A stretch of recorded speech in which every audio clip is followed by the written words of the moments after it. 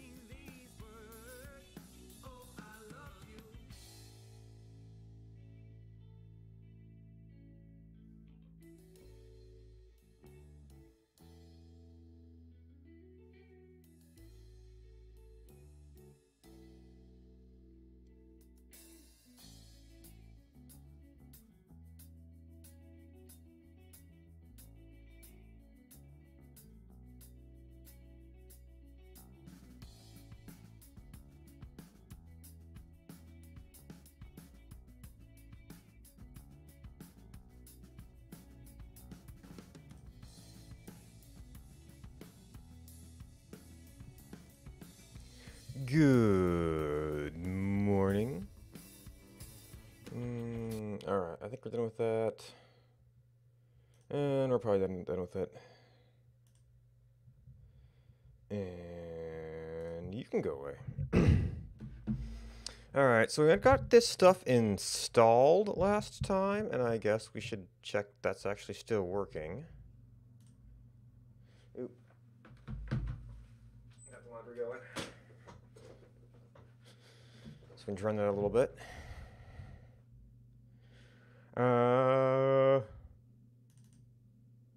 We were in scripts. Well, Windows decided it doesn't want to give you a command prompt anymore. But I think this was working.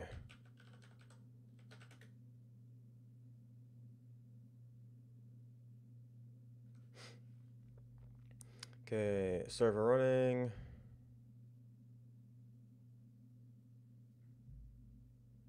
Okay, we've got 8081.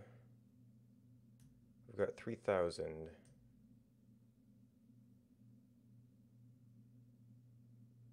And 8080. So 3000 is developer rig.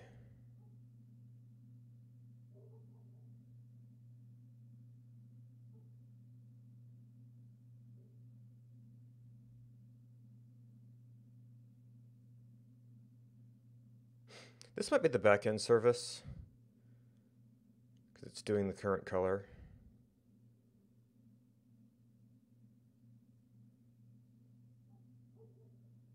And this is serving up the extension itself.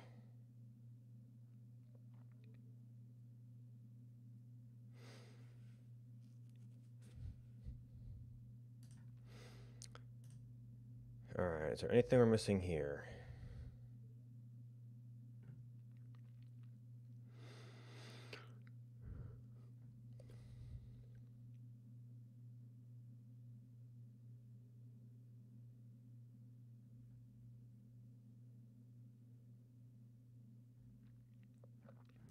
Online mode.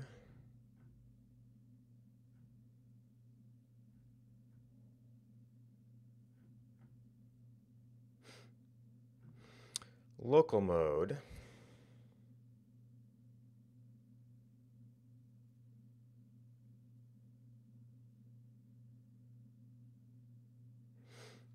The example above.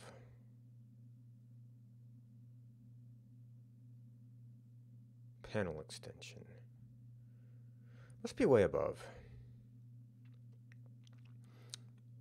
Multiple types for T, mobile video component.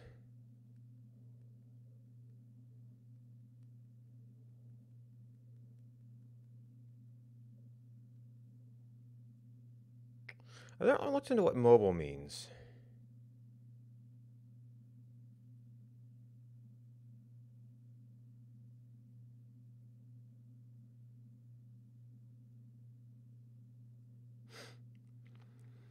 Yarn create manifest.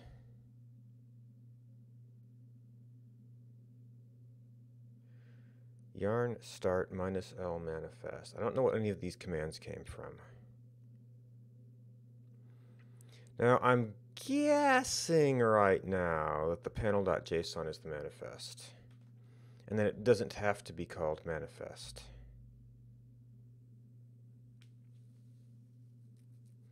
Here are specific callback responses.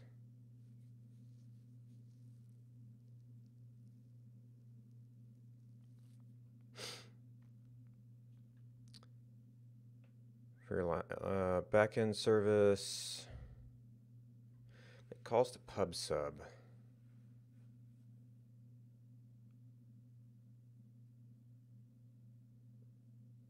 Okay, that's the fake pub sub. Yeah, now some of these things didn't appear to be in the panel JSON.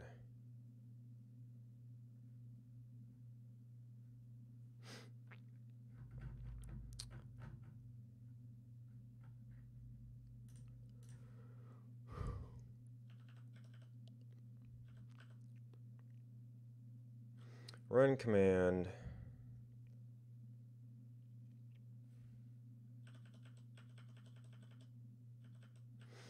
Python.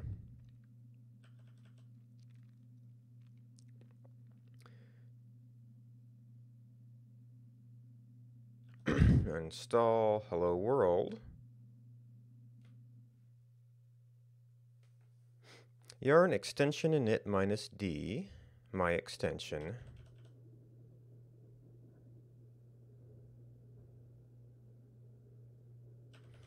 npm install.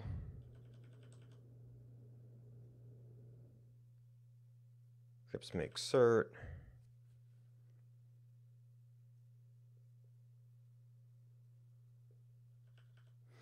Create a panel extension manifest file. tpanel. Okay, yes, that is a manifest file minus output panel.json.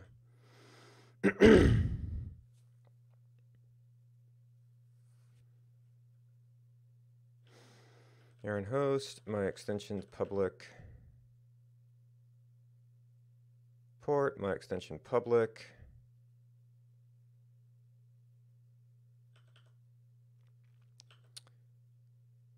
Panel.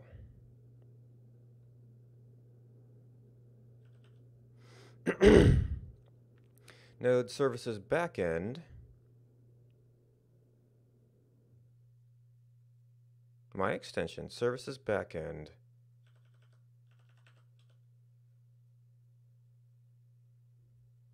So I guess it's gathering some related information from there.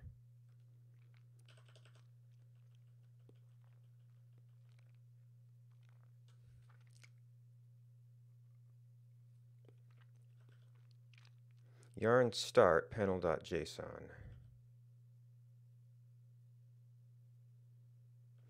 So services, yarn host 8080. Start must be the developer rig. I don't need a backend service.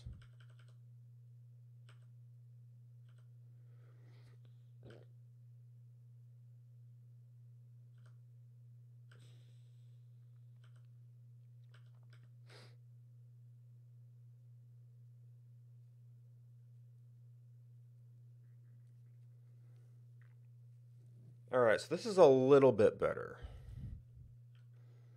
So I guess the main advantage to this is that it defaults to my extension.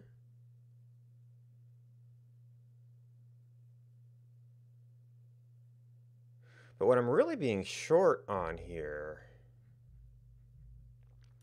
is like, how do we move beyond running the example? So there's doc. That's Windows local. There's a README for this.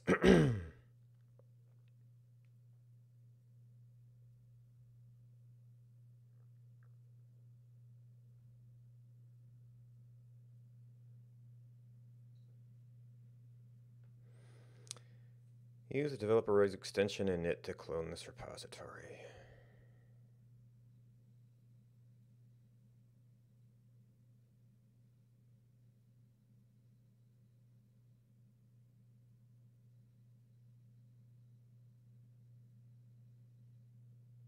So I think this default setup,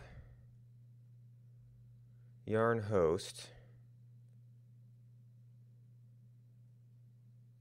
I mean, it's sort of there.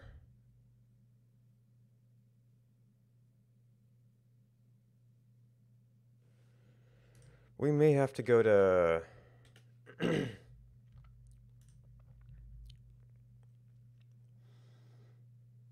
developer docs.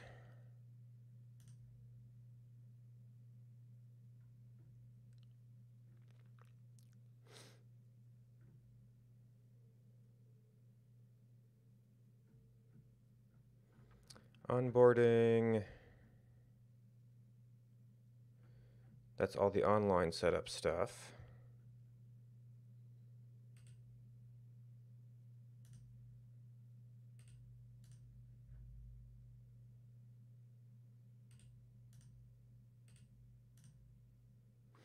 That's review, release, bits.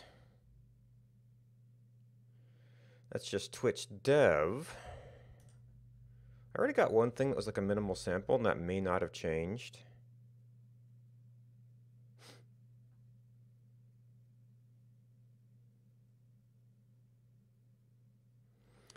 Name, category, summary, discovery, splash.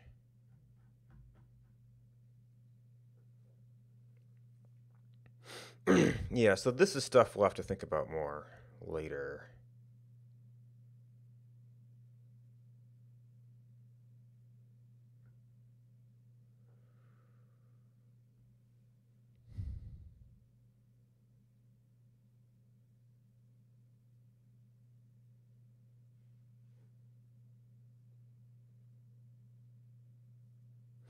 Do you see if it well, I mean, maybe that's something we could use.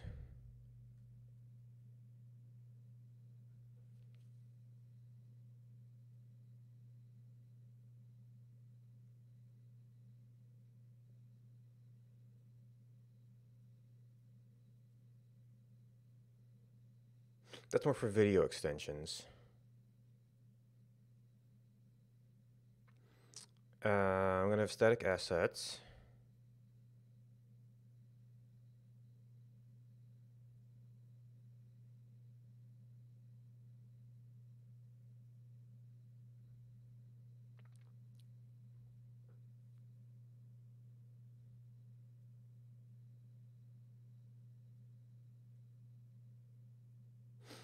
Oh. Discourage use of Twitch's color palette. Oh, you're supporting light versus dark mode. Well, maybe we can do something with that.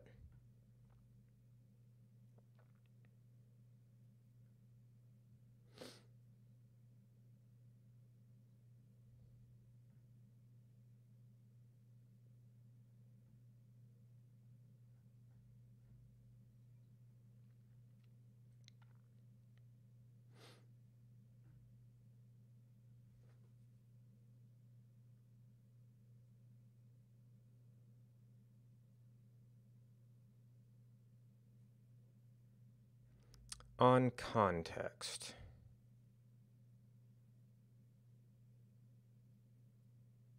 That's extensions reference.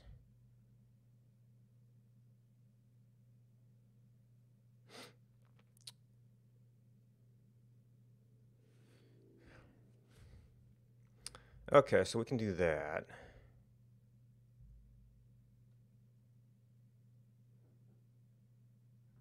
Video overlay.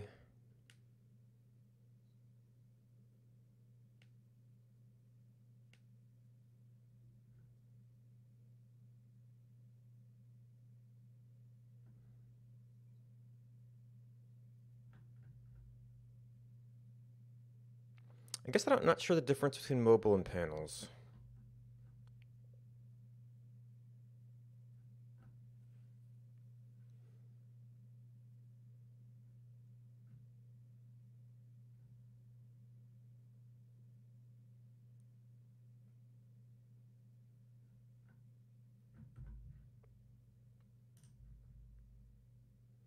Whoa. Okay, so this extensions reference, this will be good stuff to come back to. Player controls visible.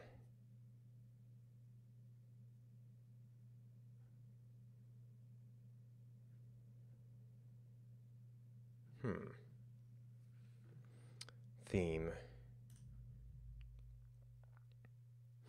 Panel extension video, video component. Think about can also spot by adding an optional view.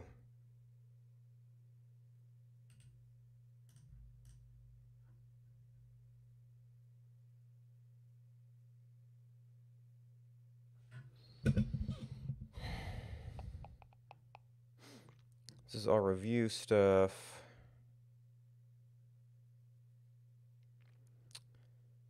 Not done for the broadcast. Oh, yeah, we'll have to deal with that at some point.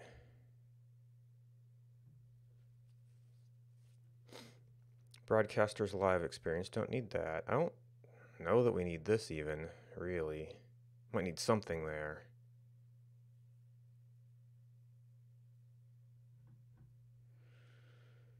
Shouldn't need pub sub.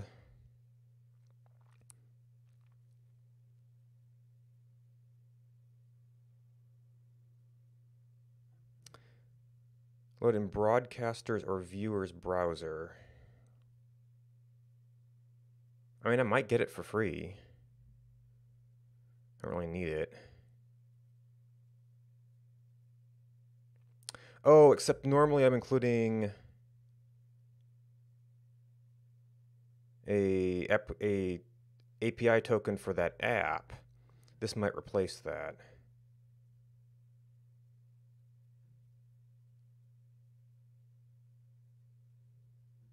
Wait, this is an EBS. And that's where we get into secrets, yeah.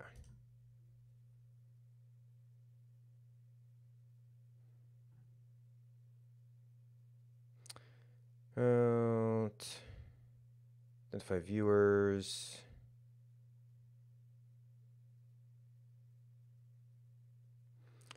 Capabilities.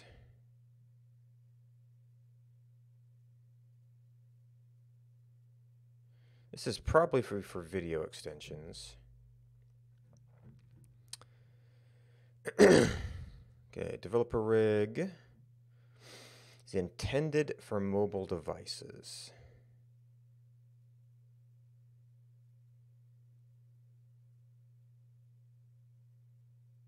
Use identical front end for mobile and web if it is responsive enough. Otherwise, submit different front ends. So this is only if you want to customize it, I think.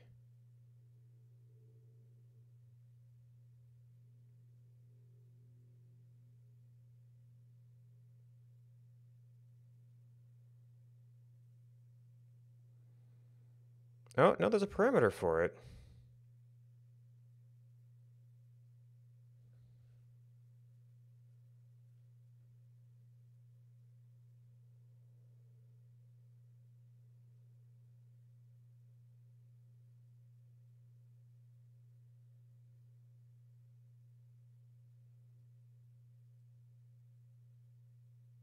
Hmm.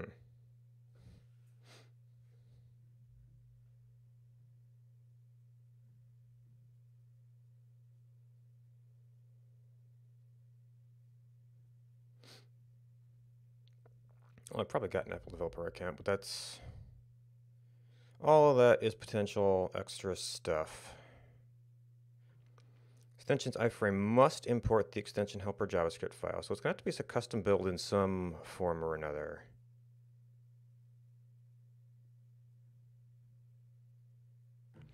Extension backend service.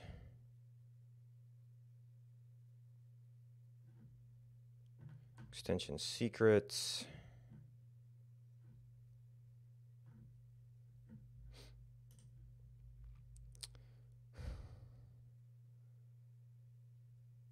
Okay, let's clear out debug log.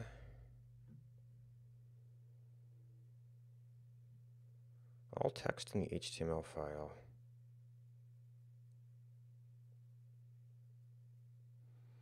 But all text in the HTML files. Substitute words.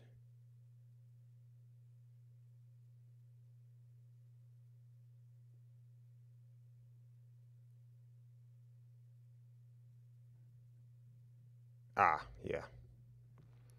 Direct HTML injection.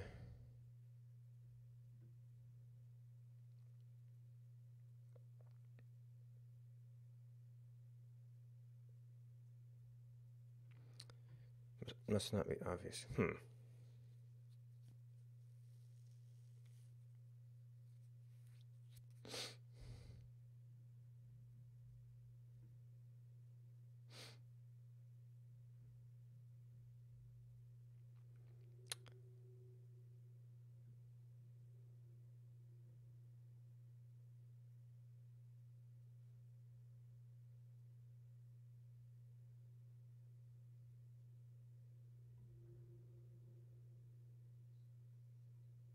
Language query parameter.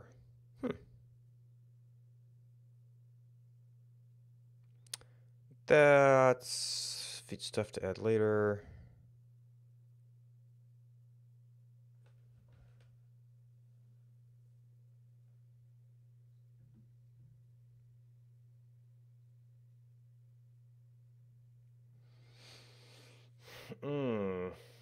Off-site linking.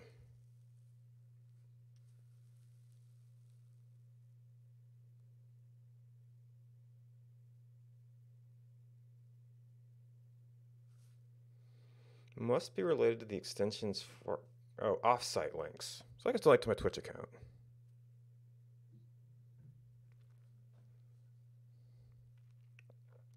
Might have to remove the GitHub links.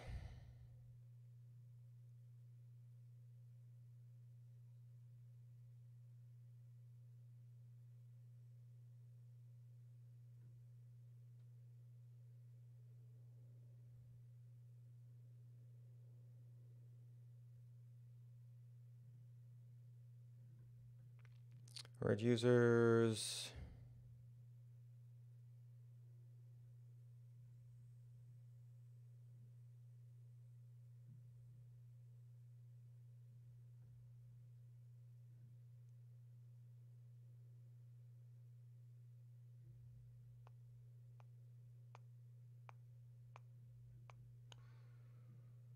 Section listing. All right, social media are allowed. The extension does not link off-site or off features.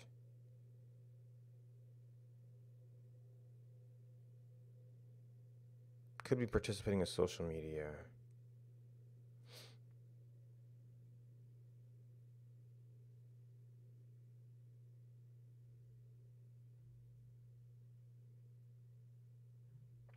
Must be loaded from the Twitch CDN, except the following. HTTPS or WS endpoint. Images, Google Fonts. What do I mean by inline JavaScript? I mean in the page? That might actually be a minor annoyance. Because it means I need a separate file to bootstrap the Elm.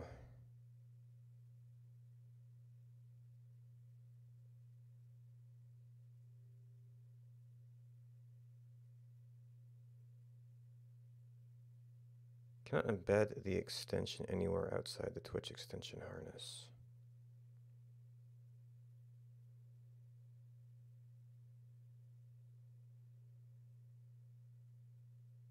I'm not sure what that means, especially related to content security policies.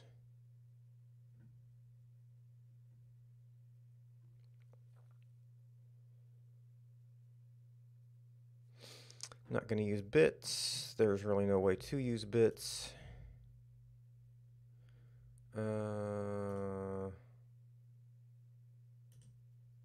Building.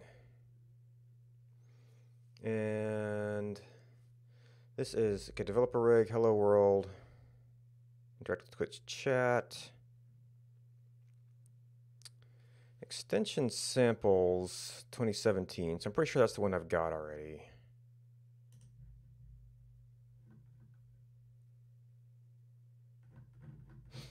All right, so we still have not gotten any enlightenment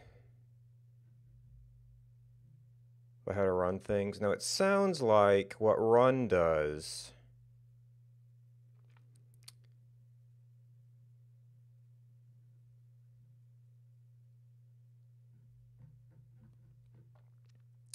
is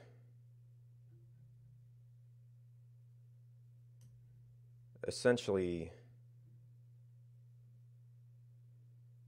this backend, and then the rig.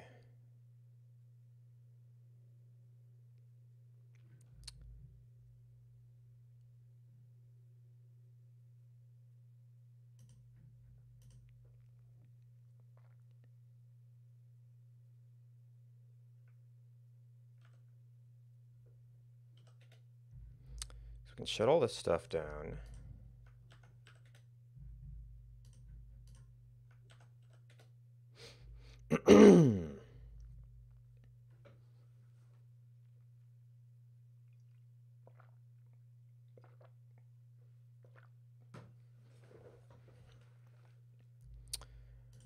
We can do a little experiment. So we've got my extension.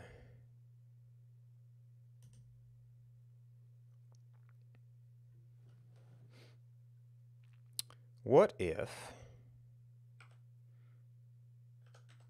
we rename this back to what it was?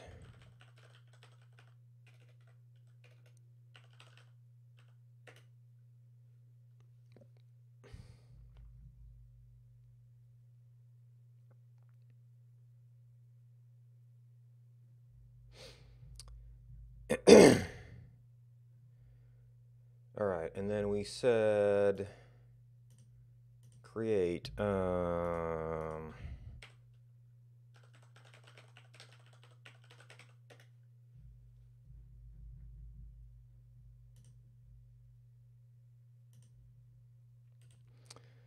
right, for testing here, we're going to need 3 of these things.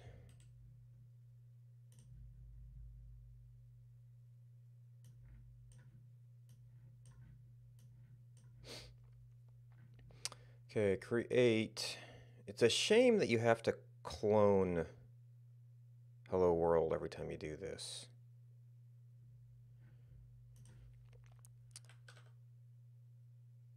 Oh, this is developer rig.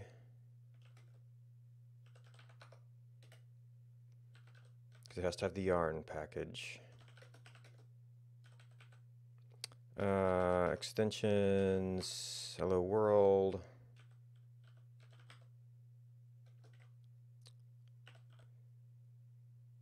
Public P 8080.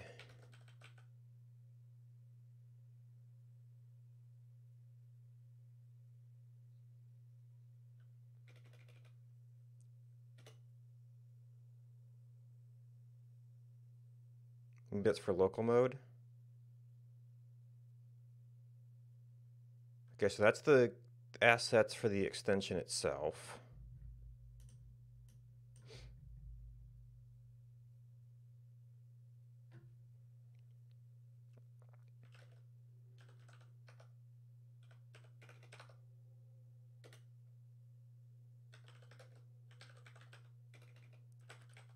Services, backend, minus O.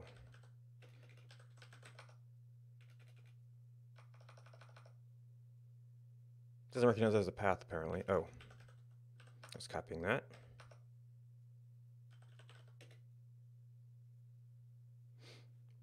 Okay, that's the backend service for the demo. And then we're back in the developer rig. Aaron start minus extensions hello world.json. Oop. I clicked on something.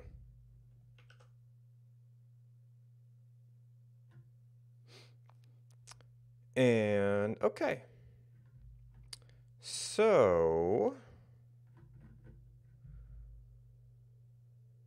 what we need to do now, we're gonna have to rerun this on a different setup.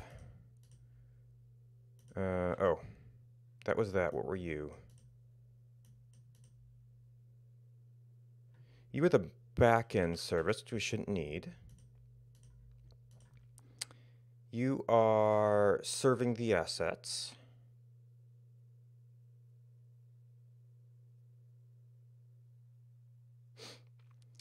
So to create a manifest, we're going to have to clone a bunch of garbage.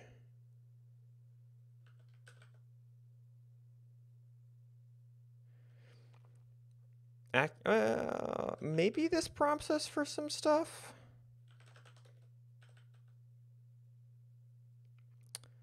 Buh, buh, buh, buh, buh, buh.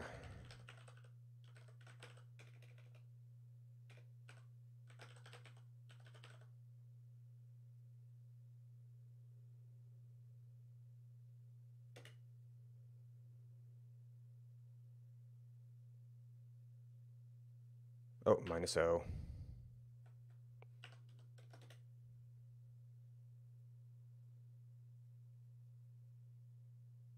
R?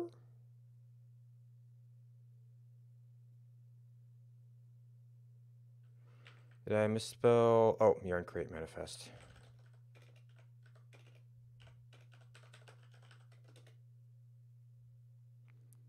Okay, that did not prompt us for anything.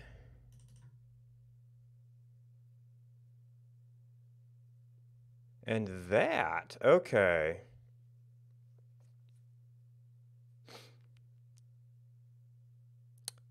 Did not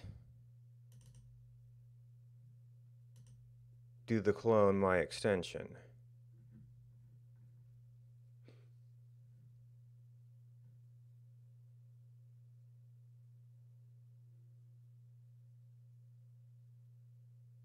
Create the panel manifest.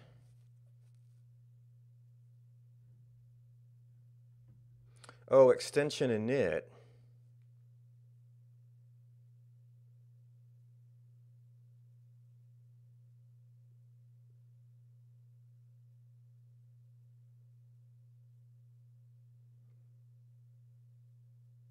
So all extension init does is copy the sample. We already got the sample.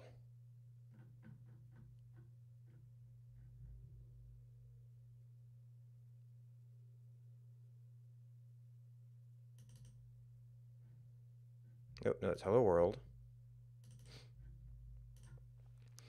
Maybe the ID means something. State testing version.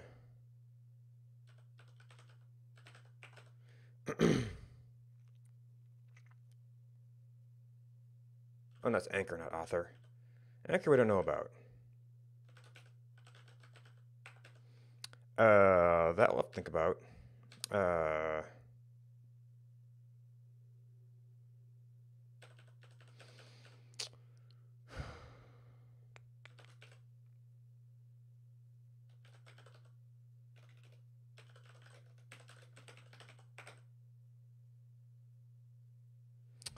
I've actually got some text for this somewhere, don't I?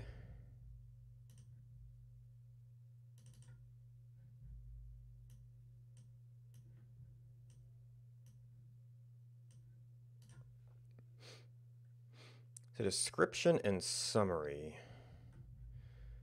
Somewhere they had a thing about where this showed up.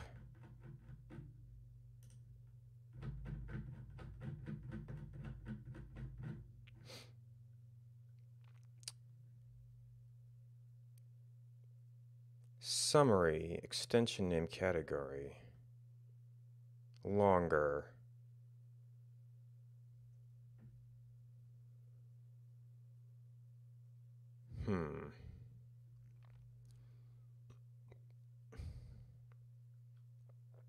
Short description.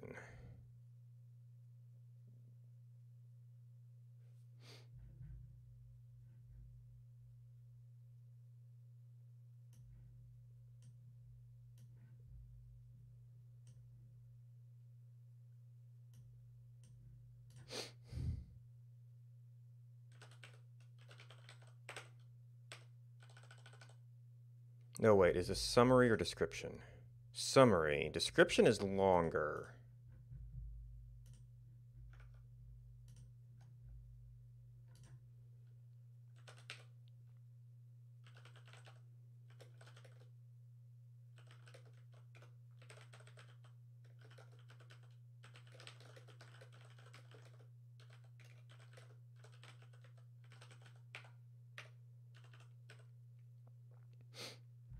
Then description, that's URL parameters.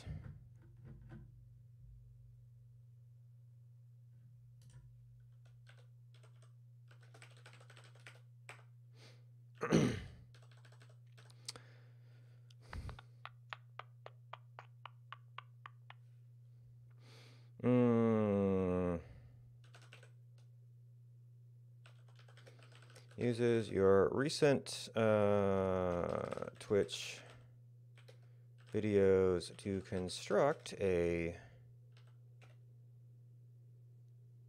chart, plot,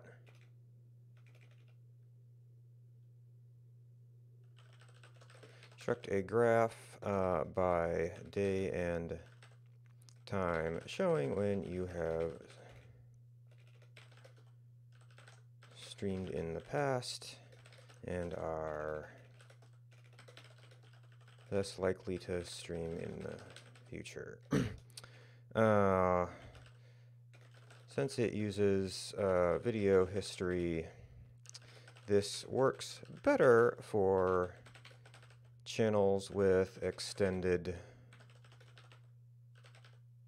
video storage.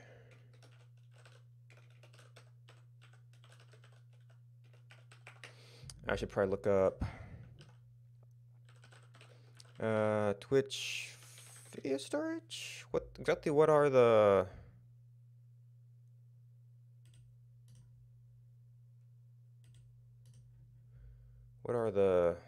limits here?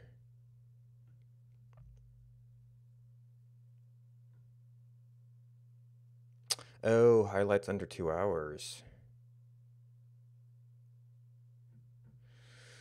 Didn't realize that.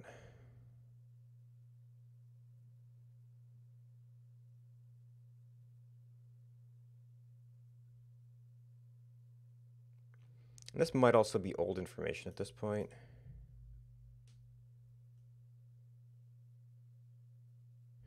No. There's Twitch Prime.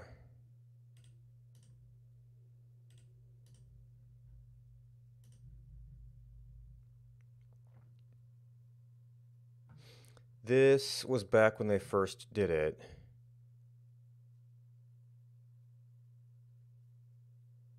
Oh, actually, this might have predated Prime. I'm not the Amazon stuff. I'm not sure.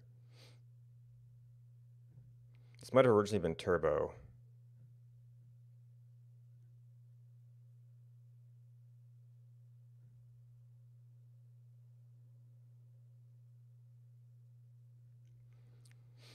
Saved.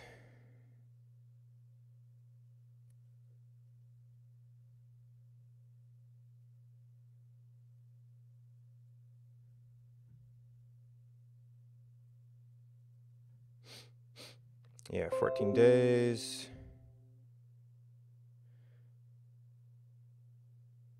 Oh, hey, Karks.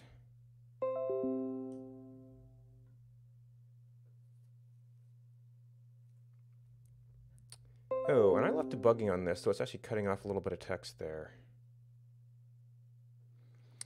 I didn't know about the Discord.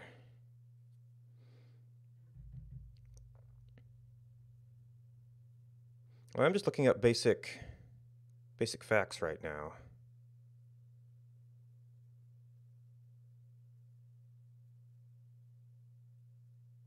Also, I find it interesting that Windows is now giving me audio alerts now.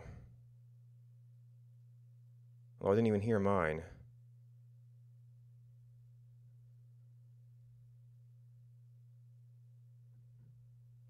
We're increasing default role past broadcasts from 3 days.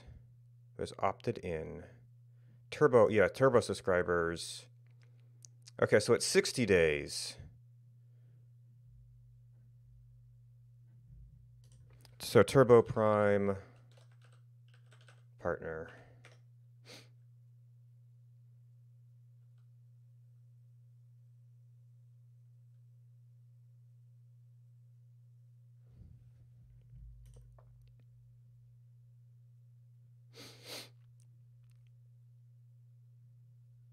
So assuming this hasn't changed.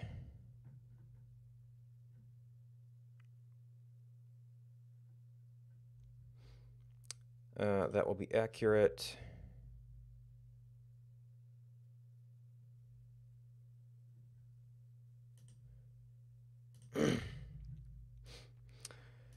All right, summary, viewer URL.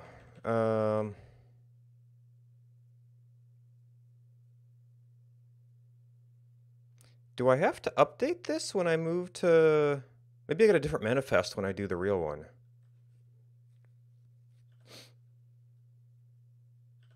This is all localhost.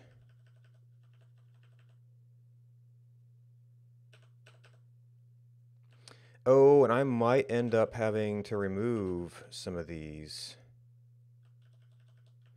Yeah, is this like different versions? Because we've got config viewer URL and config URL.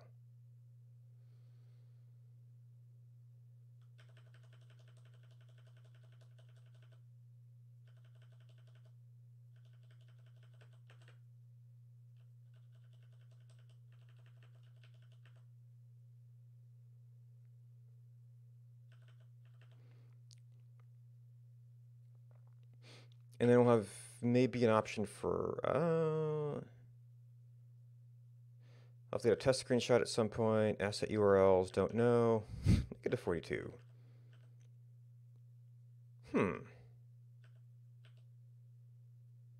Toss.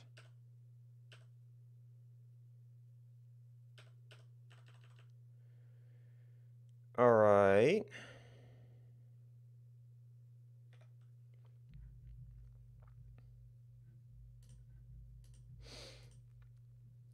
This is more of a reference at this point. I kind of wanted the window size, though, with Windows. I didn't want that.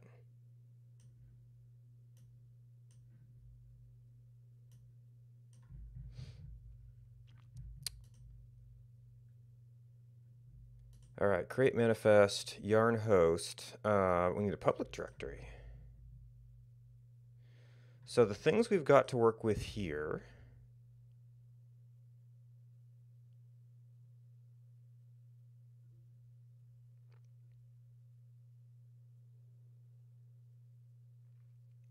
That's scheduled from videos. Oh, I must have closed it. Or navigated it. Twitch extensions, we've got Hello World, which there's services, there's public, bin, conf. It's got its own keys for some reason. Oh, that must be for the backend service.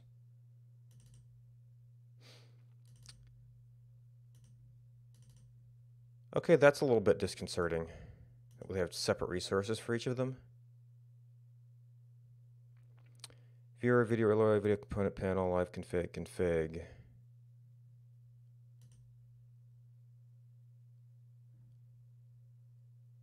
Doesn't tell me a lot about what's needed for an extension. Back insert, online mode.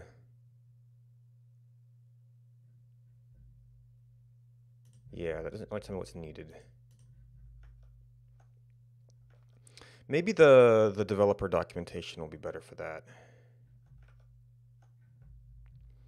And then we also have extension samples.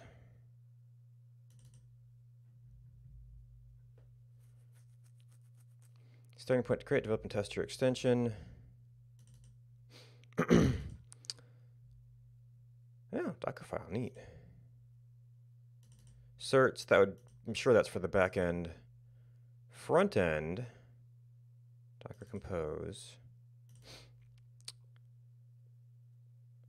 So these are probably just specific to their stuff. All right, we need to actually get into this context to have a look around. So common, window.twitch.x, set up unauthorized, on context, on error.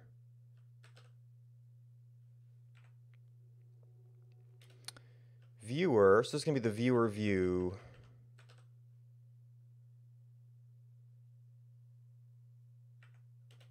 Config.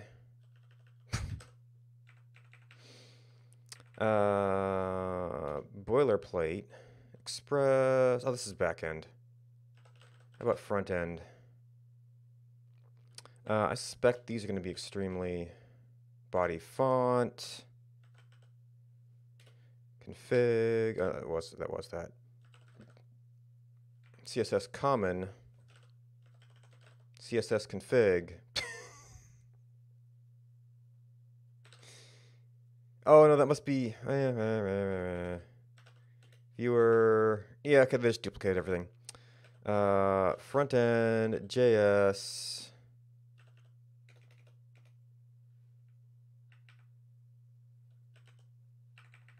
Live config. Front end JS. Viewer. Okay.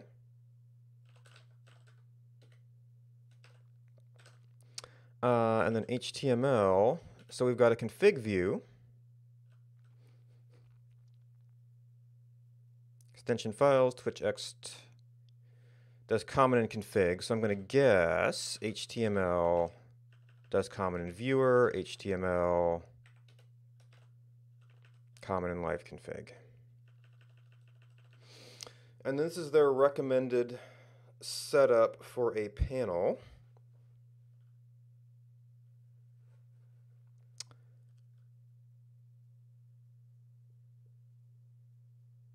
Okay.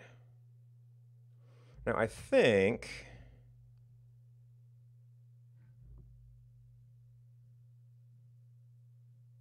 developer rig. Schedule from videos.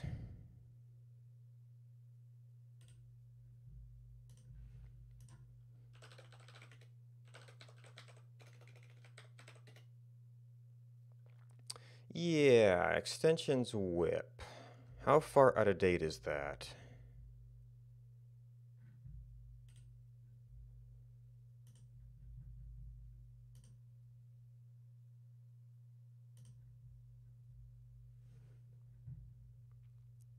And what did we actually get done?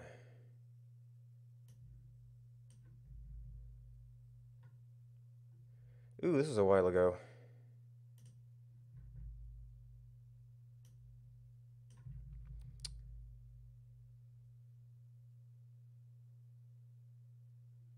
Removed index.html.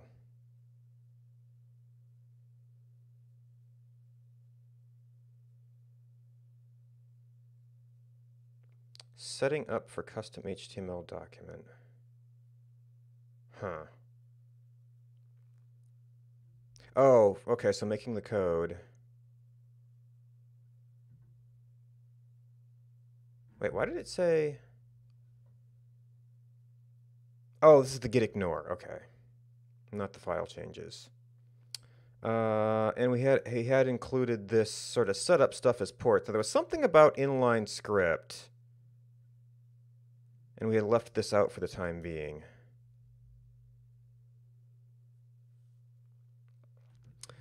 So this is sort of a step. I might actually want...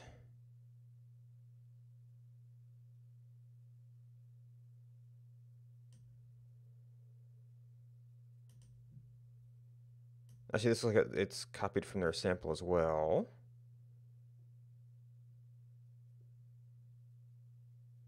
The inline script thing might mean I can't do this. Hopefully, I don't know if the extension backend will complain about that, or the developer rig.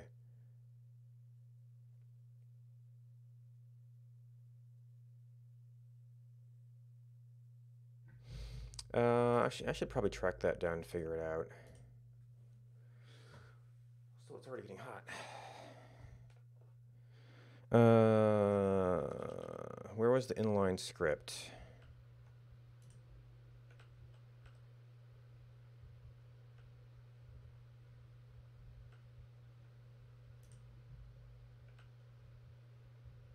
This is reference.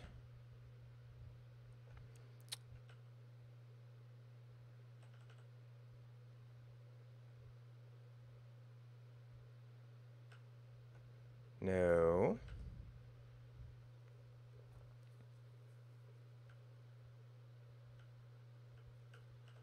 No. Technical guidelines.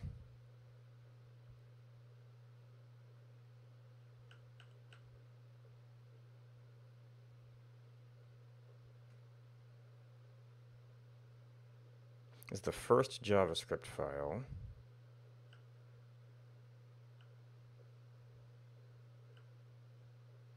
Cannot use inline JavaScript.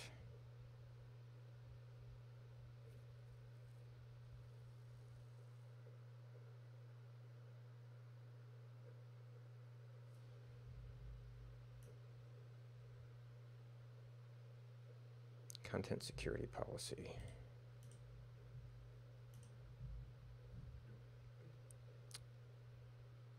Oh, directive.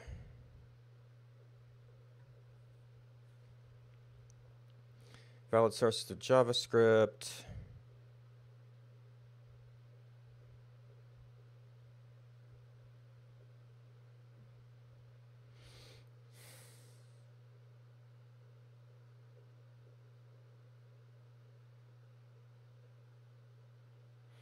Left them orange, allow scripts.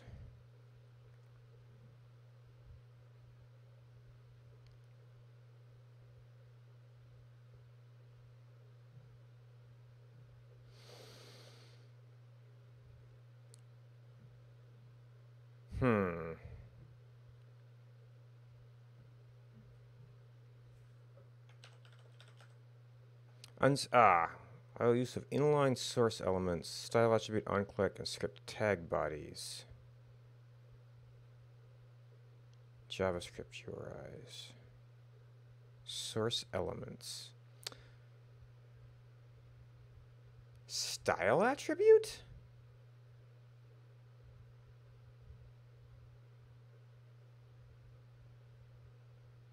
Script surf unsafe inline. Attempt to execute inline scripts has been blocked.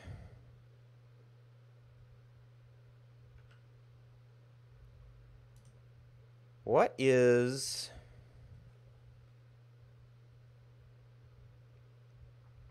I wish they would tell us what the policy is. How is this deployed?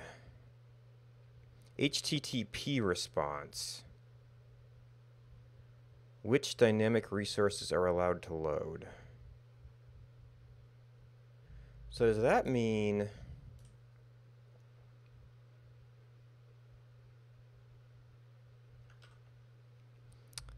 that when you do some of this stuff,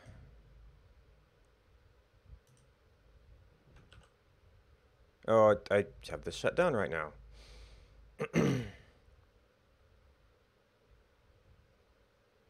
All right, we'll figure that out. So, actually, is this something I've already done in here? I may have done the HTML conversion as part of other work.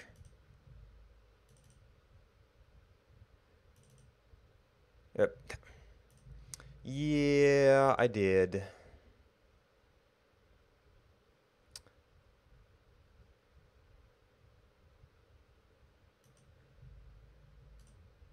So the...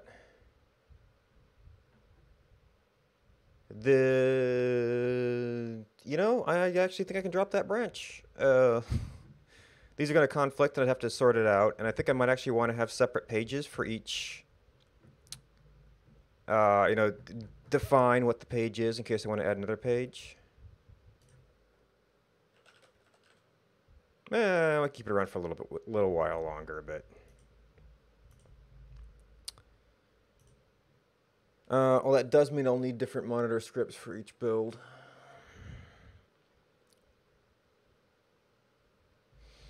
All right, do I have a window scheduled from videos? So this is that. So I need you. Oh, I've got the bash. I need, in the context of this. Oh, okay. I minimized it somewhere. Ah, I had the actual readme up.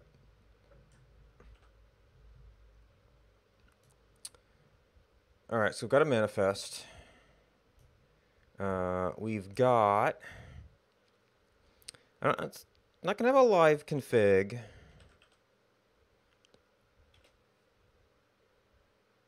I don't even know if I have a config page, really.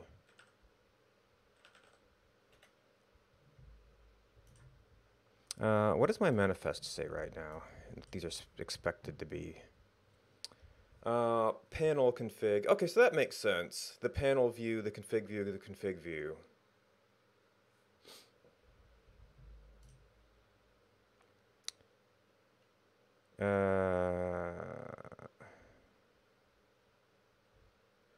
Well, we're gonna need new monitors.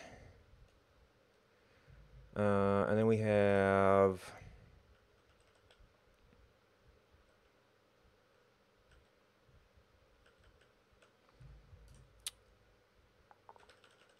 index. Oh yeah, I can probably have Twitch on here.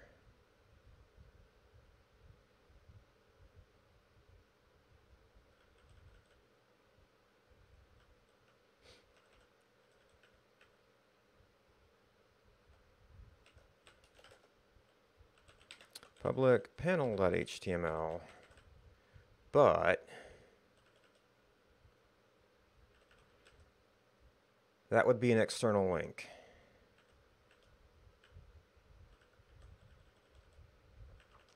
That would be an external link.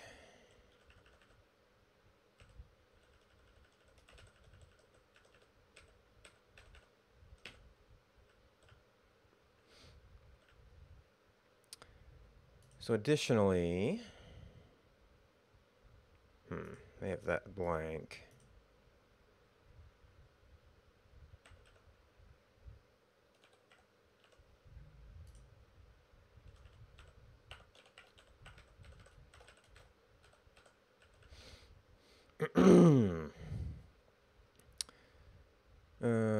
Viewport, style sheets. I don't know if we have style sheets yet. It doesn't even have a title.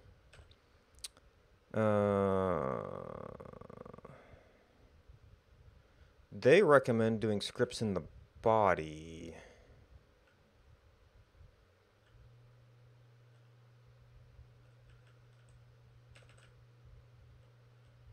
And they want Twitch to be first.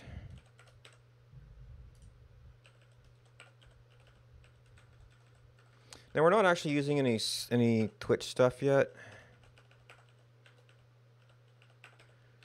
We can wait on that. Oh, well, I know they have a discourse instance on dev.twitch.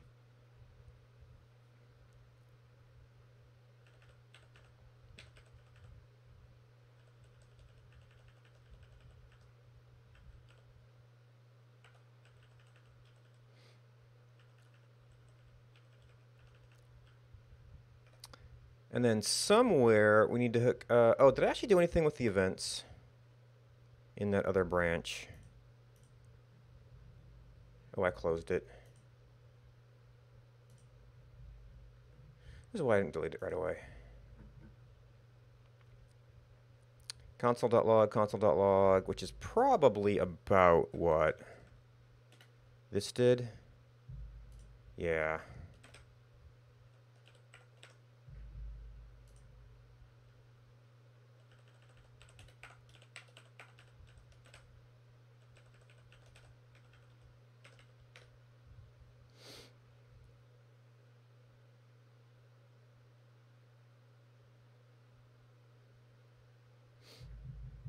Oh.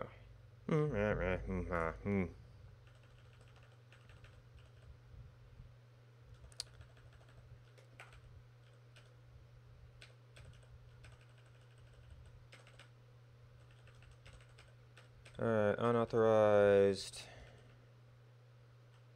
Don't know if we'll need any of those. Alright, so now... I guess I'm actually kind of using this right now, so we'll just do this until we need the other one. Panel.show. Get some videos, output. Oh, actually, this is the JavaScript, so I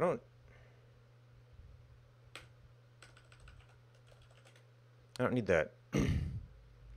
I do have to run it, though.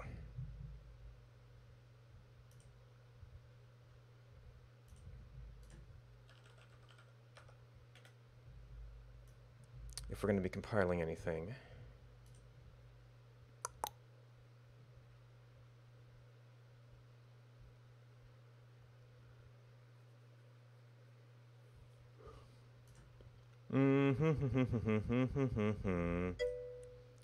Where was... Hey, Jake, how's it going? Oh, and we might actually have a little bit of cross-chat going on. Where's...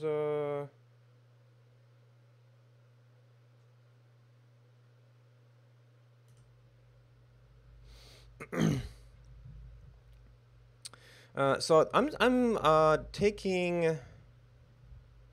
do I have it up? Well, it's gonna be the not that one. Do I have this up? I might not have actually opened it yet. And we need to check the panel version here. I'm trying to take this thing. Yeah, it's like I've got the Twitch window, I've got the YouTube chat, I've got the Restream window projector, just in case I want to have that up and still have the little bit of history there.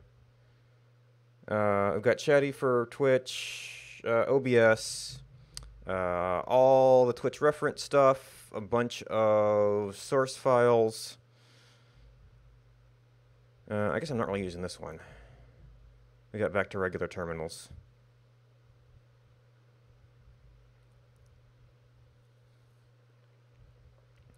Alright, so we're going to have to signal to this somehow that it's being loaded in in Twitch mode, so we can't provide the off-site links.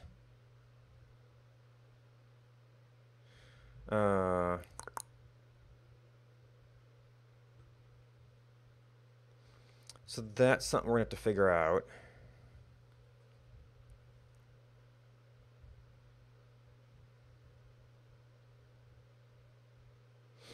At this point, I think we've gotten everything that was an extensions whip, so I kind of just want to drop that. We were looking at that branch, weren't we? Of course, I didn't open up a second panel for this. Get branch minus D.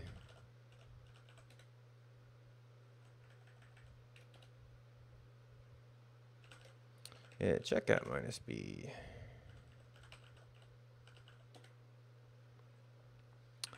And then go back to monitoring stuff. So we've got panel.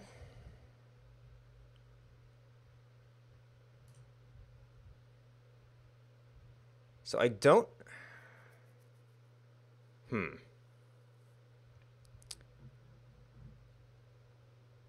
wonder if there's like different versions of the config stuff.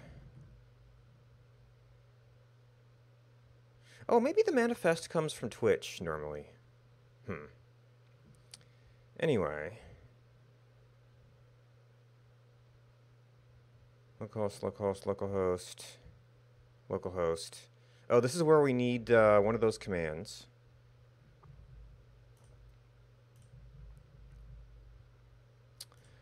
Which we're in U.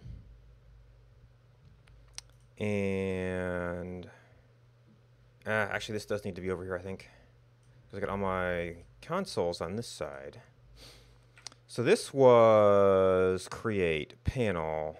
No. That's creating the manifest. Host.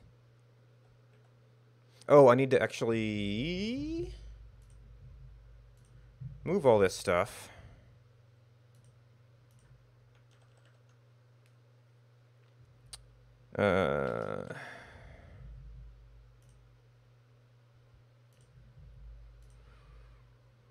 Documents, you go.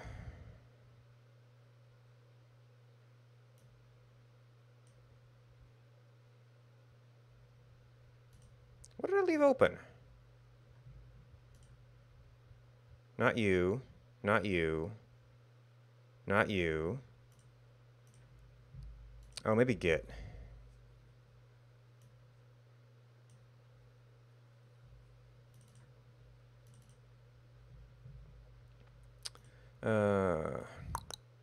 Oh, I had this one I was just going to change. I guess it's not really offsite anymore. Oh, this isn't documents. Ooh.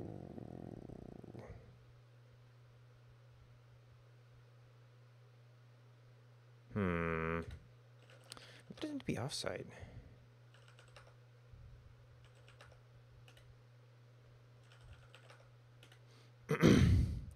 All right, compile our code.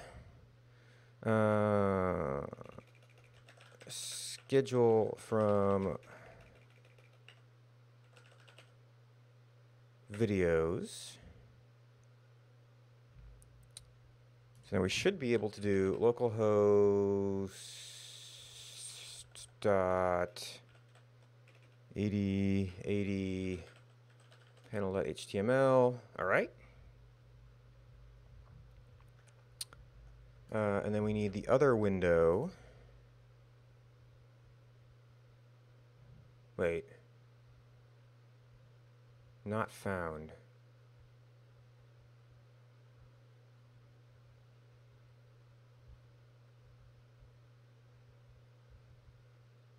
Oh, favicon.ico. Okay. Did these samples have that?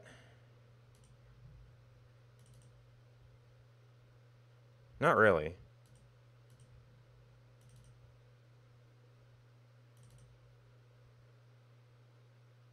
Yes, I just didn't notice it there. That's that one. That's that one. This was extension start. All right. Bye, Jake. Thanks for stopping by.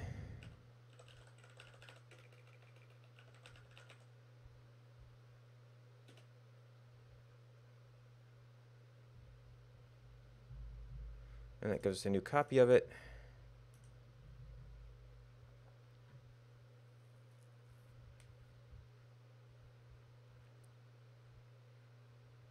Oh. I might have to redefine my views here.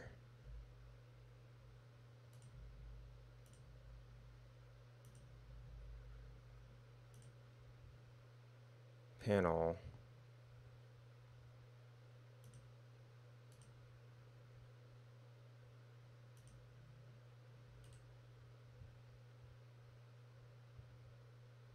Can I inspect frame? Okay. Oh, there's the extension frame.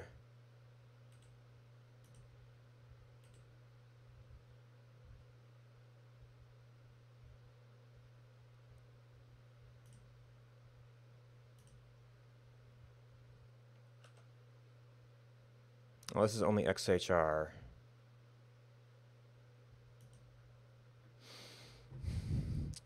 Schedule from videos.js.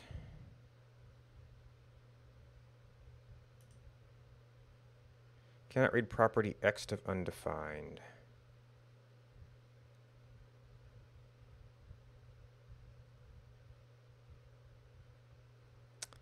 Ooh, interesting.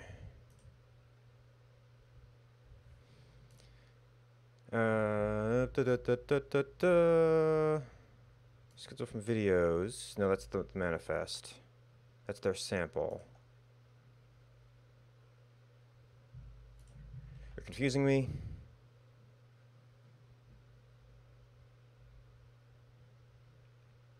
Did I close it? Oh, right, I had to close it.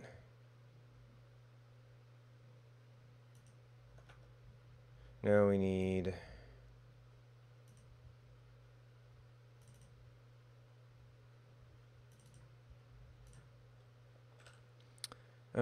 panel. Oh. Great sample code, guys.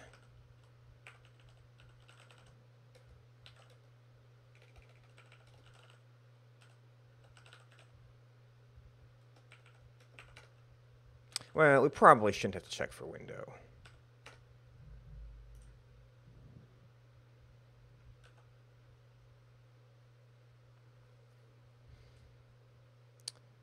So that shouldn't be a big deal.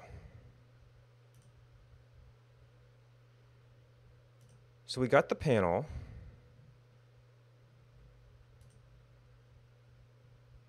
We got the JavaScript. Is this the inline JavaScript thing? Well, if this is their server...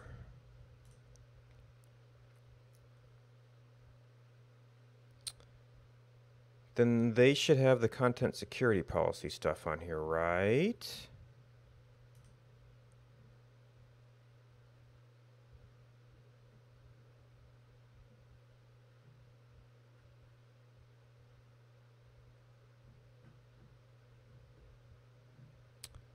Oh no, that might be on the iframe.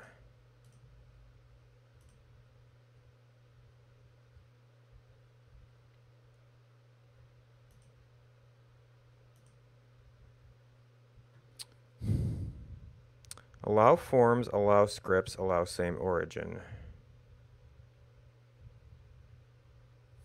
Maybe this page has the content security policy? No. Or was I looking at the wrong tag? Oh, extension frame.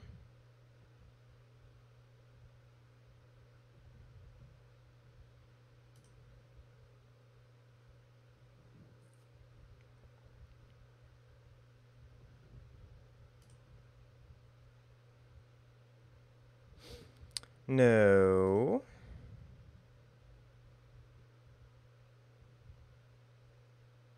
Allow forms, allow scripts, allow same origin.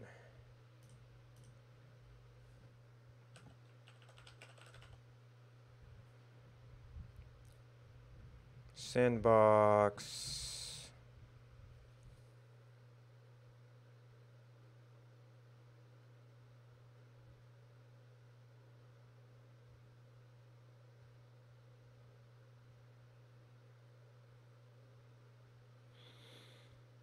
Keep all restrictions, allow forms, allow same origin.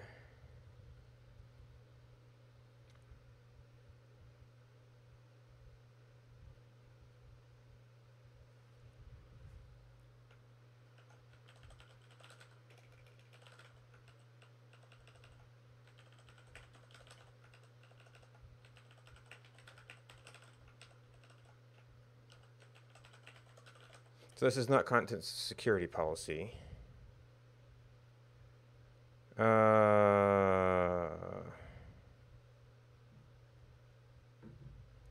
Maybe this is better as iframes sandbox.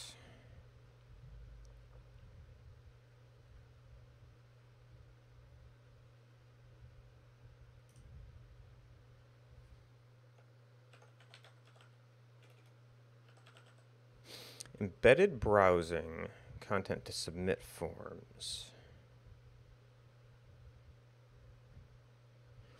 Content to be treated as if it is being from its normal origin. It's treated as being from a unique origin. From its normal origin. To run scripts, but not create.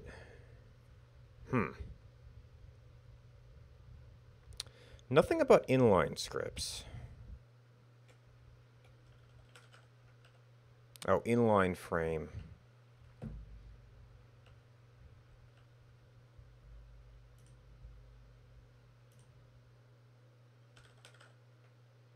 Unsafe inline.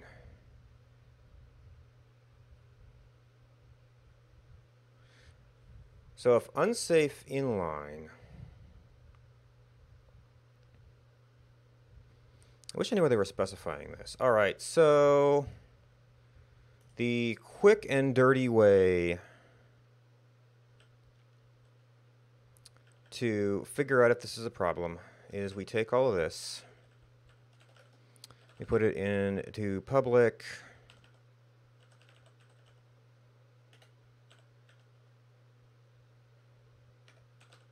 go to panel,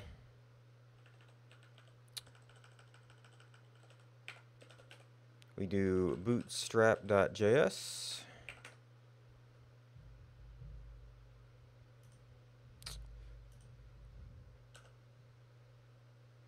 Okay, that is not the problem.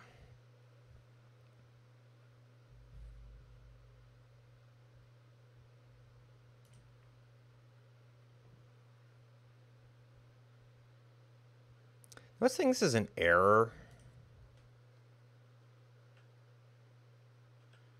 So, I mean, we can put this back. Although, where is negative 60?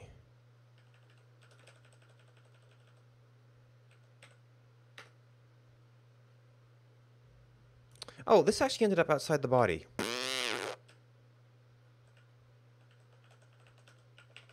All right, let's do this for a little bit.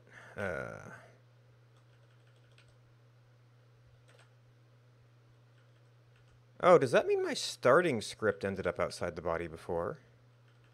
Interesting.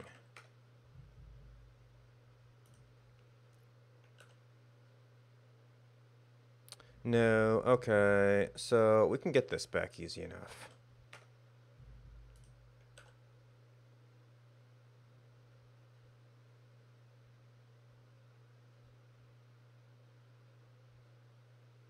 Wait, does this mean code executed?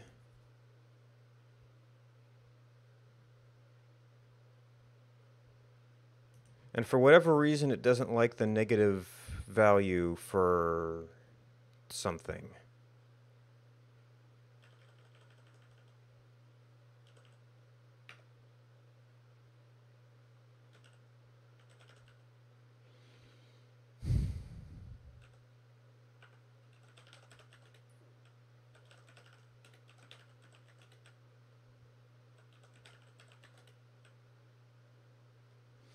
HTML attributes. Where was the size on this thing?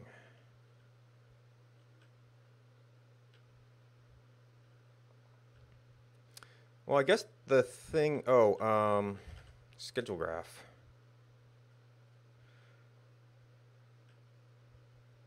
What I'm really curious about. Width, height.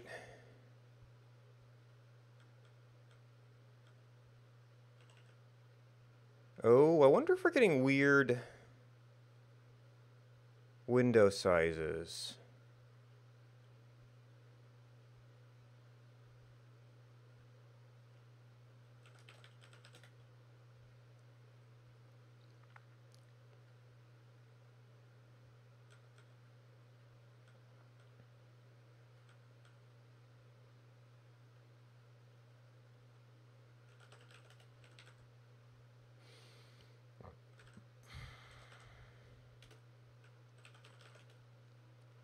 Window width, window height.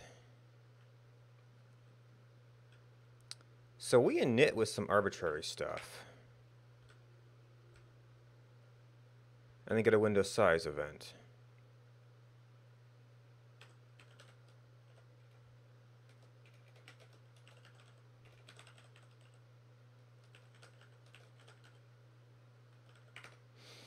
They say the published extensions can't have that. Where's my compiler? Okay. Width 0, height 0. And then it errors out and probably doesn't resize. So that's an interesting little thing about iframes.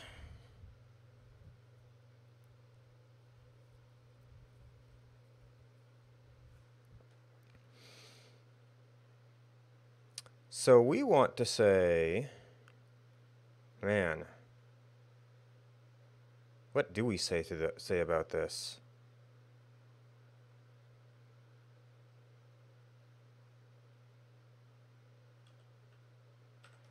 Well, for now, let's do model command.none.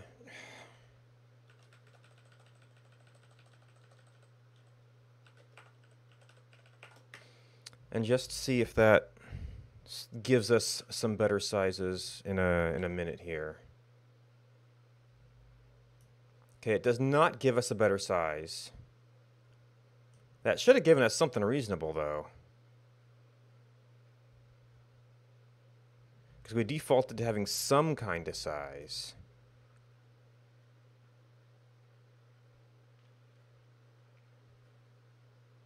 So we ran the script.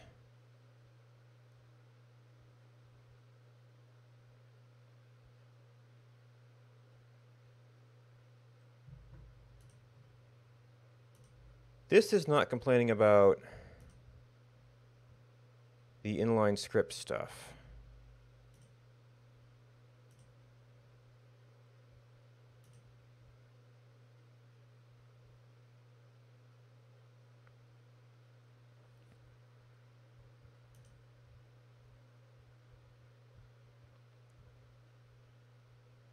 Oh, this is an iframe with an iframe. Okay. Okay, same sandbox attributes.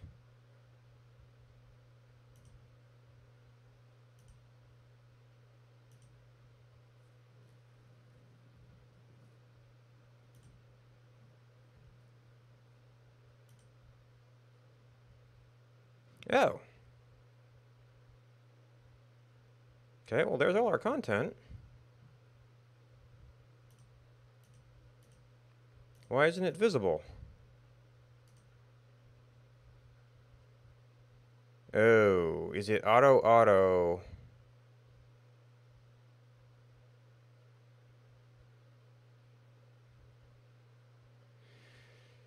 In something that is 100% of 0.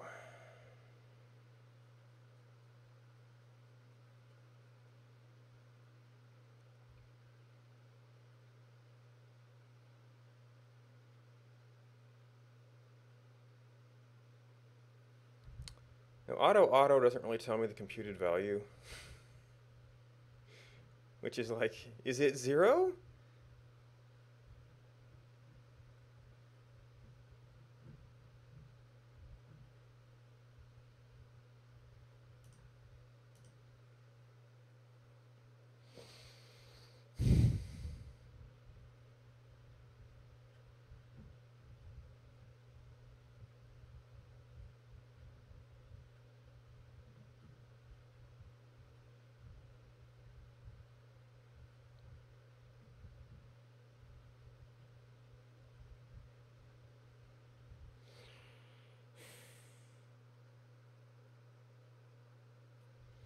All right, so we've got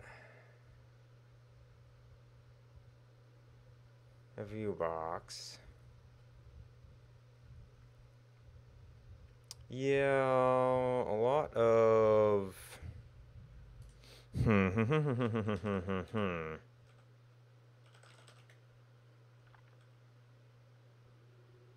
schedule graph. Window width, window height. Well, these are HTML attributes.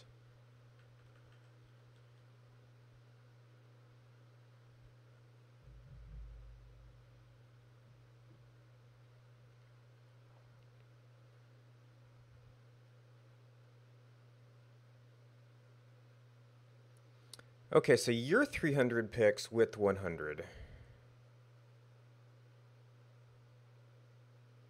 Which I presume means something. Yeah, it doesn't give me an actual width, but there is a box here, which is maybe encouraging. Okay, there's the div extension frame. This thing... Wait, iframe display none. What?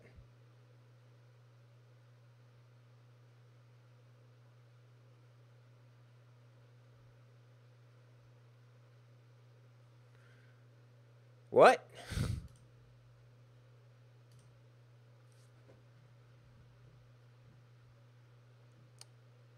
Okay, so I need to do... So my sizing is fine.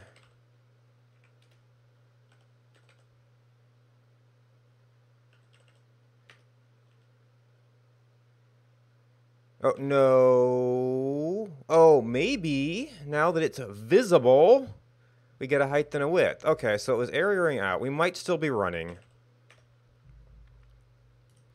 Let's see if that's not a fatal error.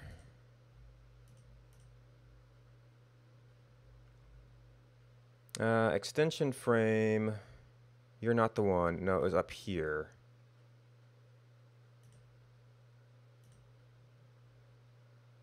Which one? Which level was it? Visible none. One of these things had element style display none. And now I've lost which one. Okay, somewhere along the line this thing disappears. Okay, so that's still visible. Display none. Okay. And we have to work on getting the actual channel name. Well, let's try. Maybe it's waiting for this?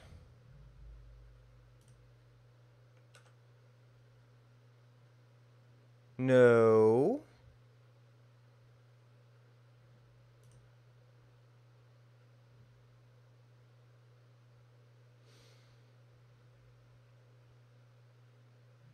All right, well, we've got...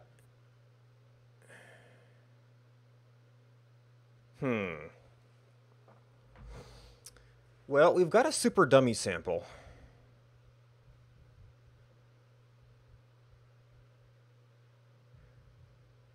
It has, like, nothing in it.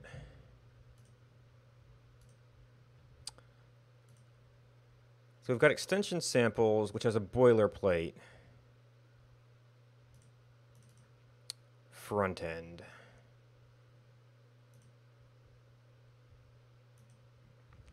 So where's the thing that serves the back end? Oh wait, you have a different naming scheme though. So I may in fact need a separate manifest for this.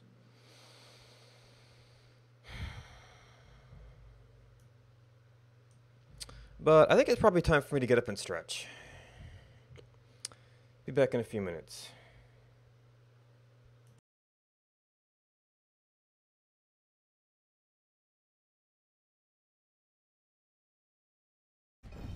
Okay, he is actually using turn. I wonder if he gets full turn.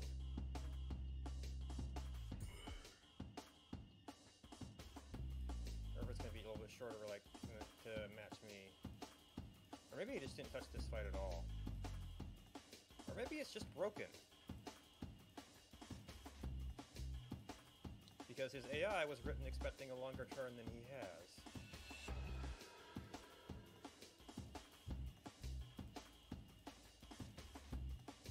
Maybe it's just broken. Daar. Oké, nu moeten we...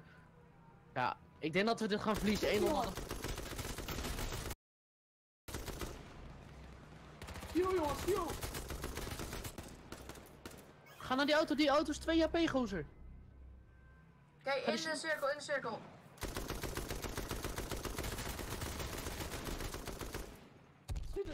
Nice. Niet meer shiften, niet meer shiften. We hebben echt te weinig fuel nu. Schiet het jongens. Nee, we hebben het niet nodig. We hebben achter... Nog eentje, joh, schieten!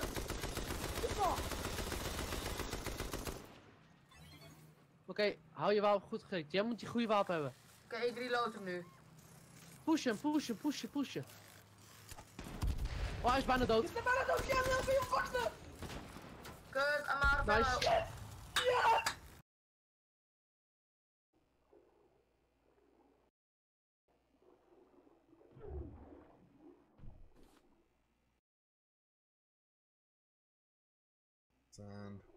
Sand that I want.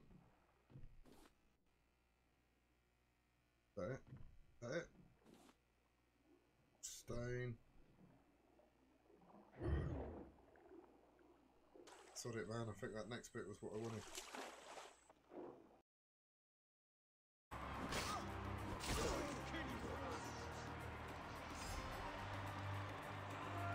I might be really good at Dark Souls by the end of this, because getting really used to dodging.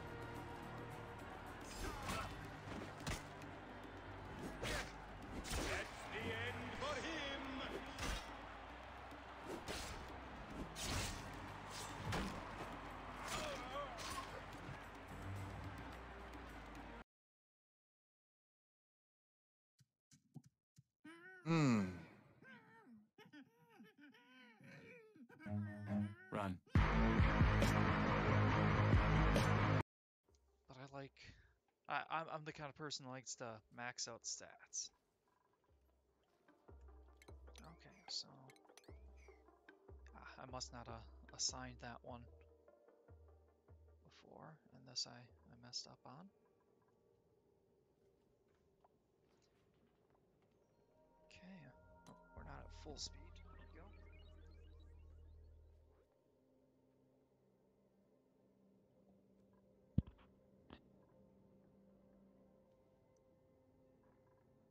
I've got the... Oh my god, no. Did I just destroy all of my turrets? Oh. Oh. Sorry, new baby.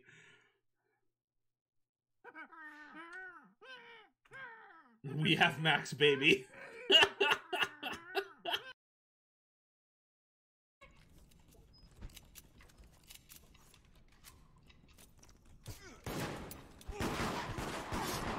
Come on.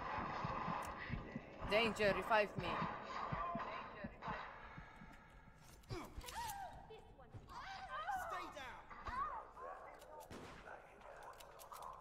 Vote her out, come on.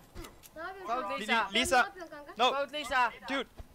Danger. Danger. Vote Lisa. Daar.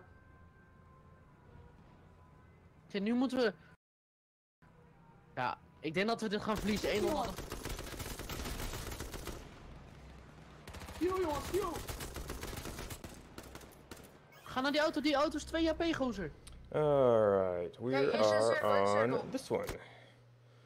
I should probably play around with the colors on that. I've been trying out the OBS Studio release candidate since I've been kind of doing some playing around with it. So far, no problems for me, although I've heard some people who are doing straight to Twitch have it's defaulting to Asia if you're on auto, which would be not so good if you're not in Asia. Alright, so we wanted to look at extension samples. What was the command to create a manifest?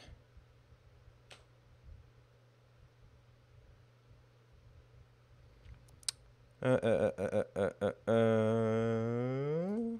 so which one did I have? No. You. Which one did I have? That's devrig. So you're serving the... Oh, well, the devrig wants the manifest as well, so... I kind of need to restart both of them. And then it likes to reopen a new window.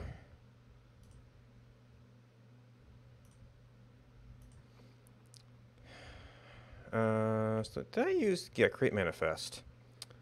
What did they call this? Extension samples.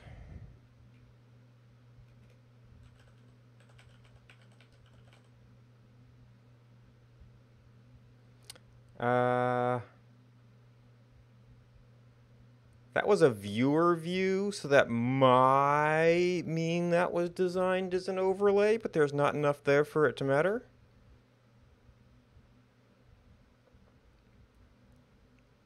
Alright, did I leave a window open?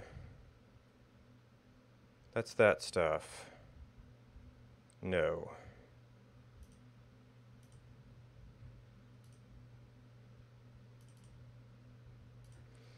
Alright, so, well, want our names to match so we don't get confused. Alright, so the URL, from the perspective of a server, going to boilerplate front end, is going to be viewer.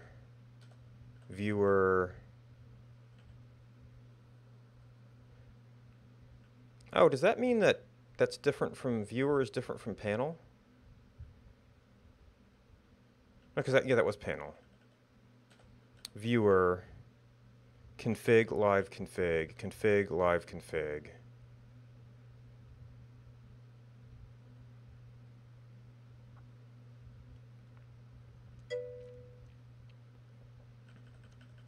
Icons are fine.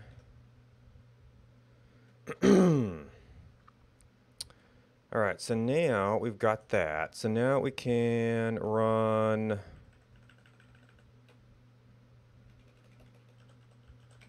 extensions, samples, boilerplate,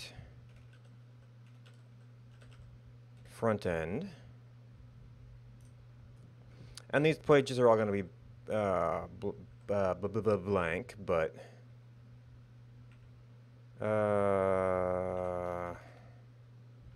8080. This is the viewer page. Yay.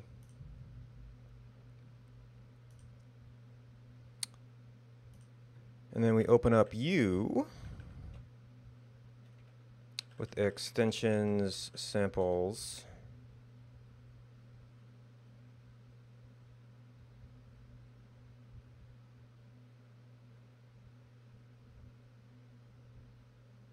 Wait, what is... Something's going off the edge here. Okay. Ooh.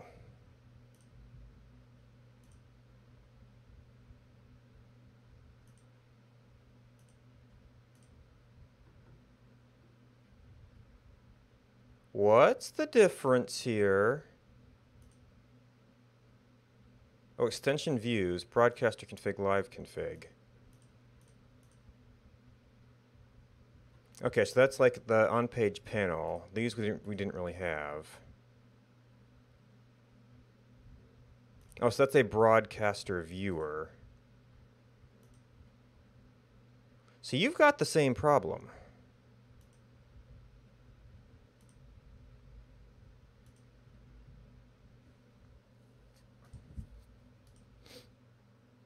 No.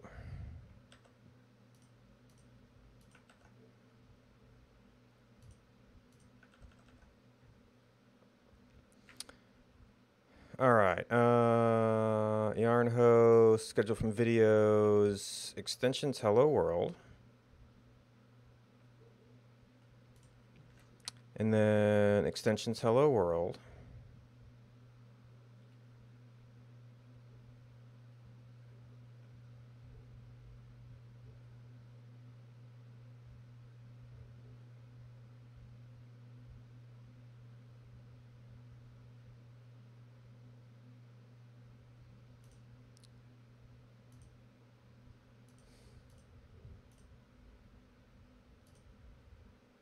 So you're fine.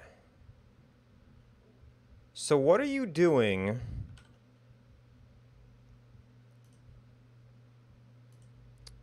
that's making... I forget which level it even was.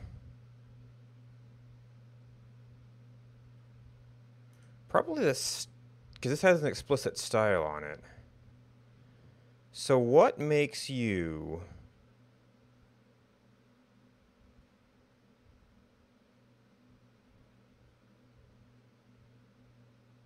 Well, you know what? I might have the code for this locally. Let's see.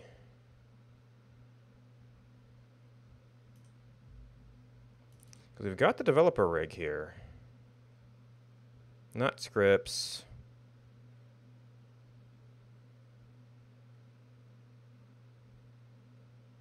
Maybe?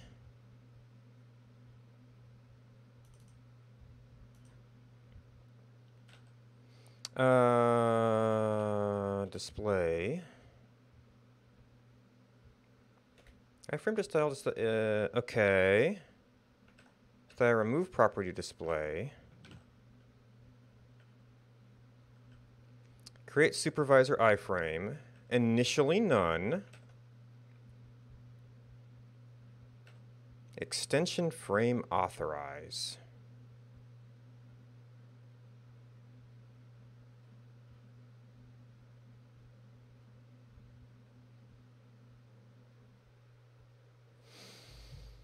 So that's probably somewhere in here. Am I forgetting my...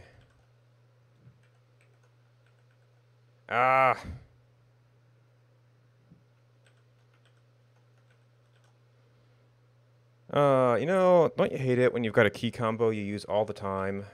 It's become muscle memory. And then you just can't quite do it. It sometimes happens with spellings of words or passwords.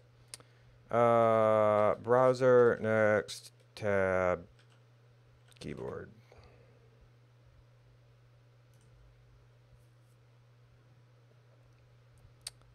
Switch to specified tab.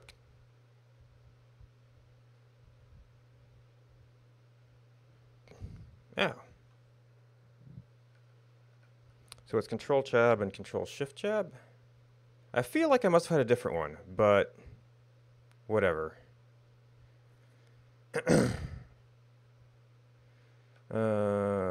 This is the VOD limits. That was loading up the panel.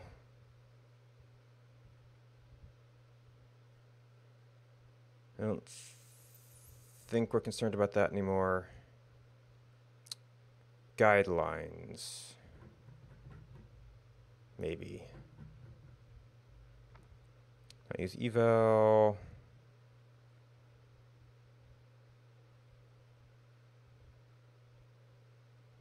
Extension helpers.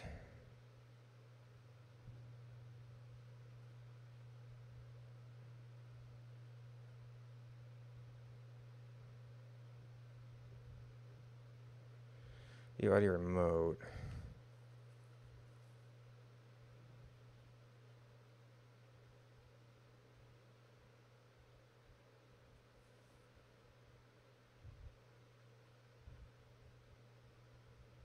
I haven't actually looked how big my JavaScript is lately.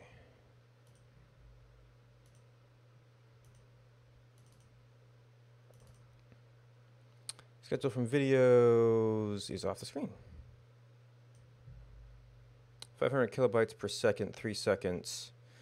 So it's a little. Maybe the CDN will minify it. Well, I don't know.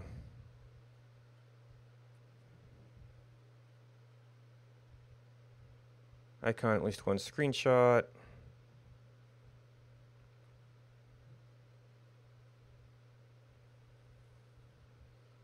Content security policies, bits. Okay, so it's not that one.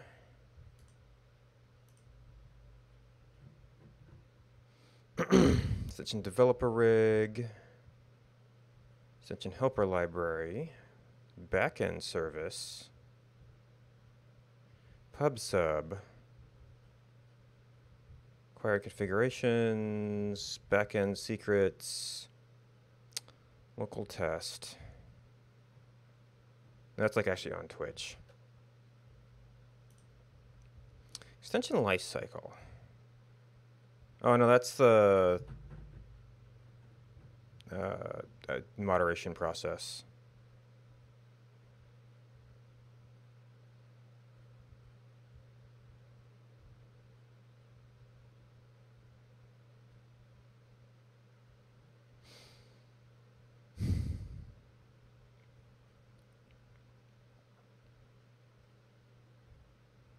Open Twitch extensions, JSON web tokens.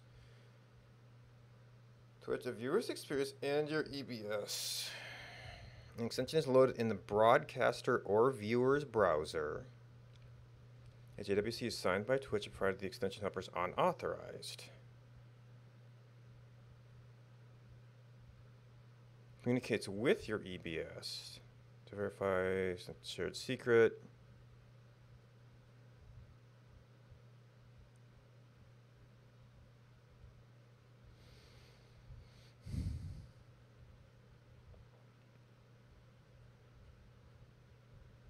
Authentications token.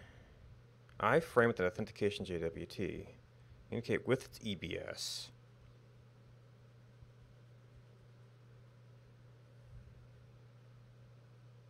Pick IDs. Okay, nothing in there. Design guidelines.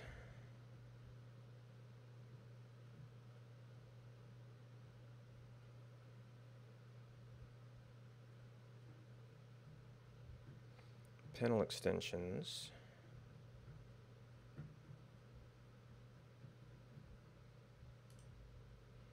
Docs extensions. Name, summary, design, build. Extension frame authorize.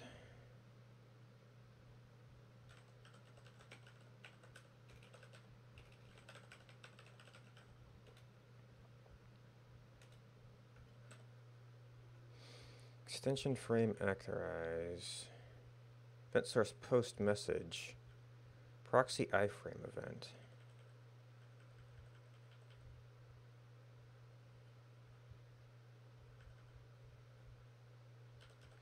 Extension frame authorize response.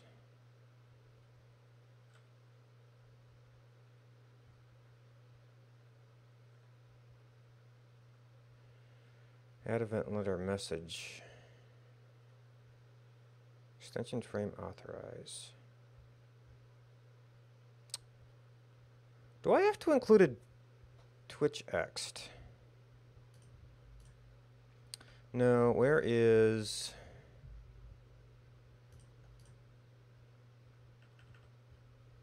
Twitch.tv? Do I have to include this from the developer rig? Where does the sample program do it? The one that actually works. So panel. Ah. They didn't mention that little detail. It's a different extension. Or a different library.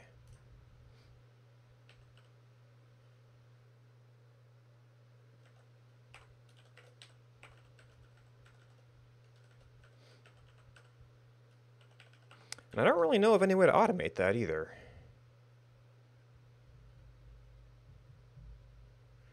All right, what is the state of our running of things? All right, so we were running U. Now we want to run U. And we were running developer rig, which we can shut down that one.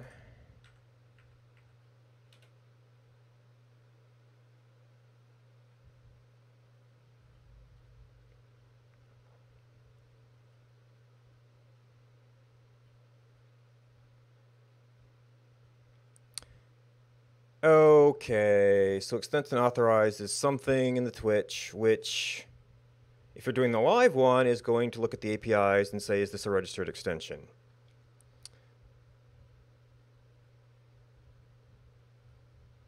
But man, I don't know if I saw that in the documentation anywhere. All right, also, we can put at least our Twitch icon back.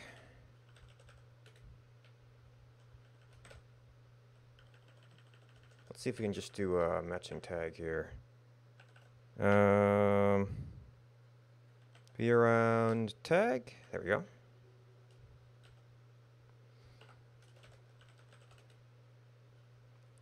And it was probably body. I think it was body. All right, so they don't want us doing link to Twitter. They don't want us doing link to GitHub. Those are all outside sites.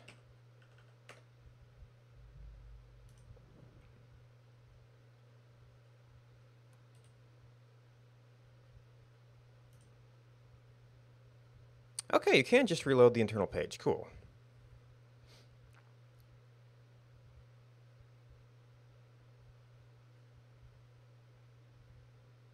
All right, so this is basic. Oh, and we do have to call... Well, I don't know if I have to be doing this stuff. But you have to load this library. And it really stinks that the production versus dev versions of these are different.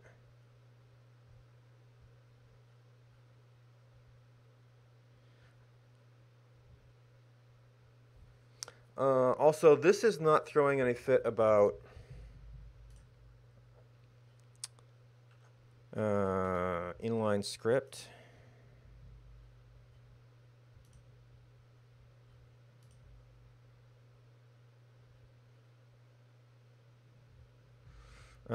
Extensions.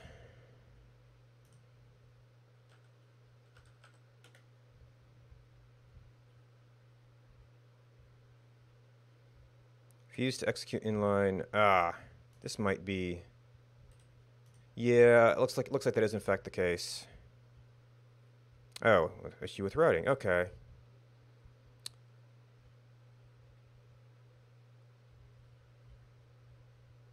Unsafe inline.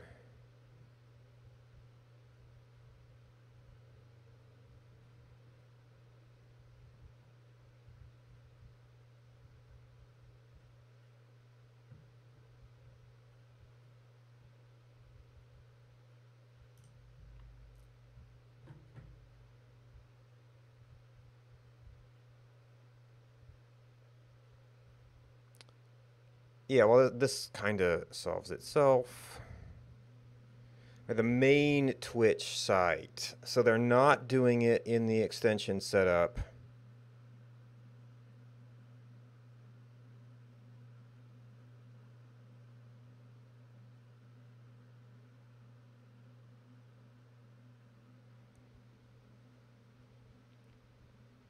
So the sad thing here is they're not doing this for the dev rig. And I'm using their yarn commands for both of these, so there's... I guess if there's more threads like this, they'll figure it out, but... So we are going to need that separate file.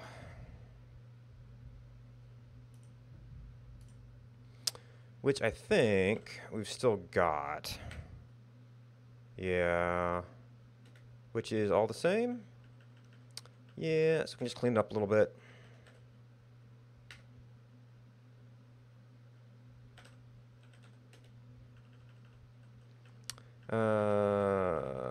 So we have to do, they want theirs to be first. Then we have our code. Then we have bootstrap.js, which replaces all of this.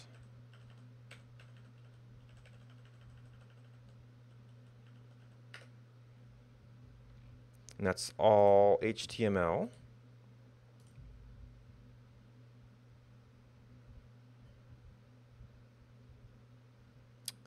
Okay.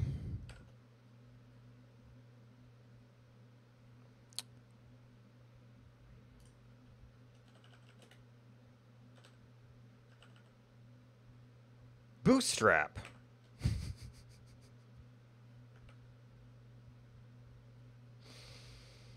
Yeah, it was the wrong public.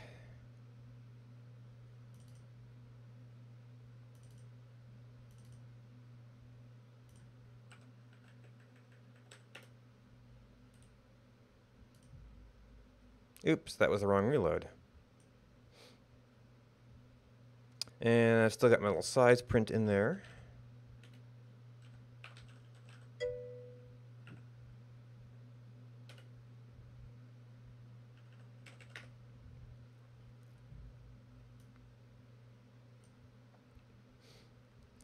So actually, I mean, broadcaster is irrelevant here. We really want... It's probably logged out viewer.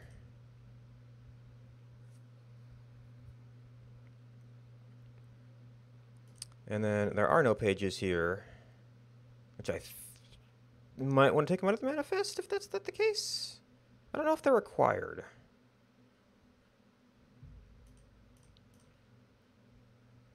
I mean, maybe I could have a thing for, like, putting in your own schedule to somehow appear on here.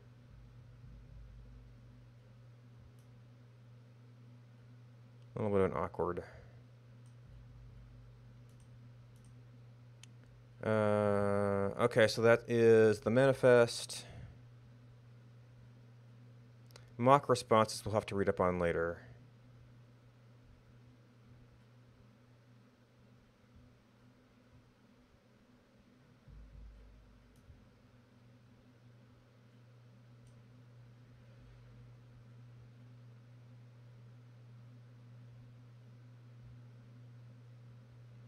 Wait, that's coming from Bootstrap?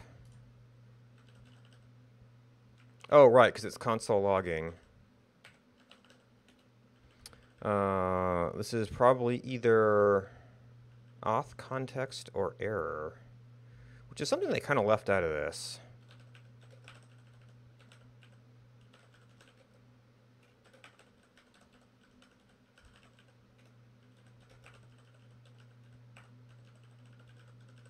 Well, that's console.error, so that's fine.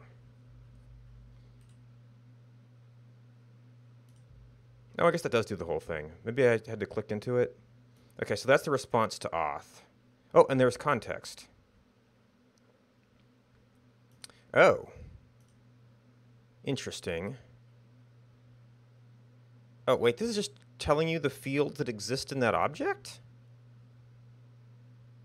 Must be for some other languages. Game mode, playback mode, theme light. Ooh.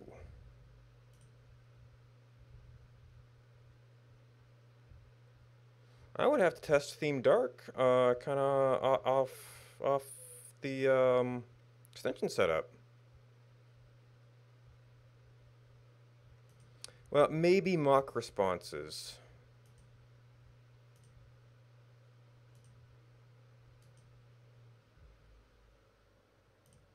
Ah.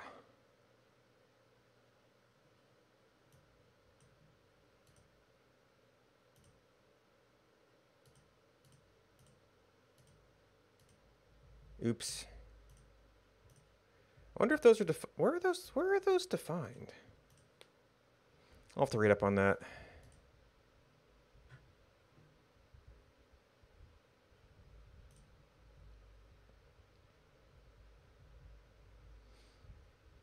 Probably a file somewhere. So I could set up the mock response for light or dark.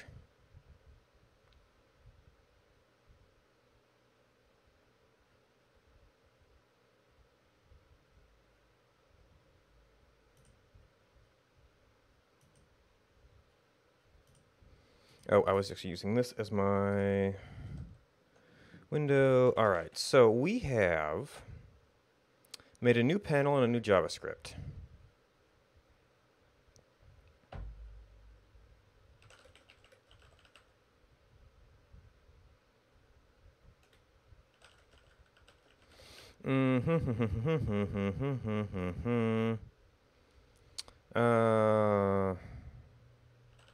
Got page to load in extension developer rig.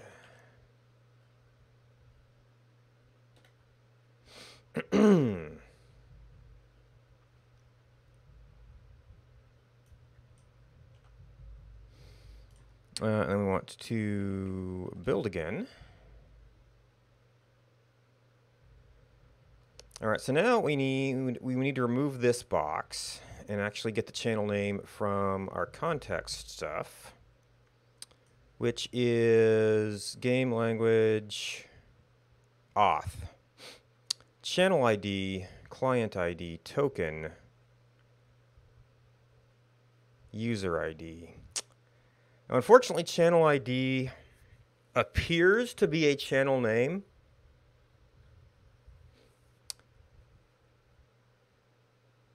Even though it is called a channel ID.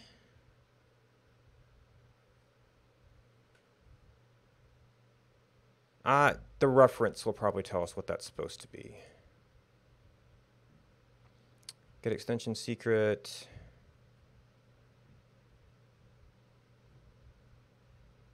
Perhaps this is farther down?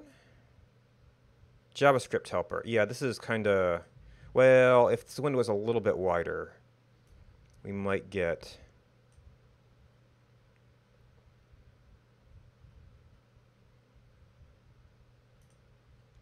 a useful context here. JavaScript helper actions.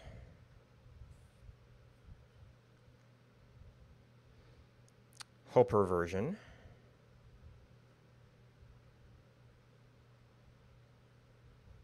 External use is always production. On position changed. Mobile extensions. Send, listen, unlisten.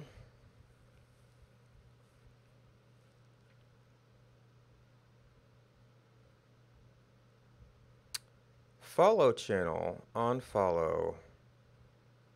Request. Yeah. Okay. So request ID share if you want the user's real ID. This is for people who do follow or. Well, basically the follow action. That'd be a little bit much to put a follow for myself. All right. Channel ID.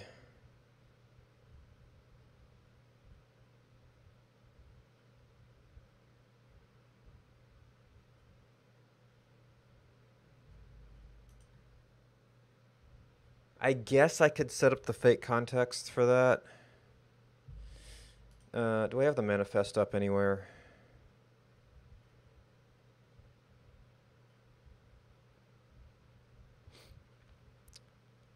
So I think I'm mostly done with you. This is a manifest. That's the developer rig. Might want to look at that again.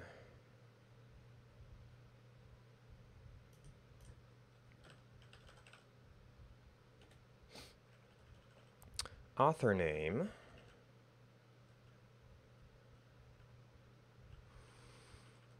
Yeah, I might need the mock responses.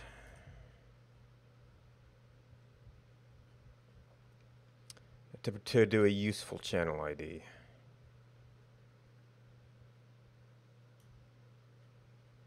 EBS, channel ID.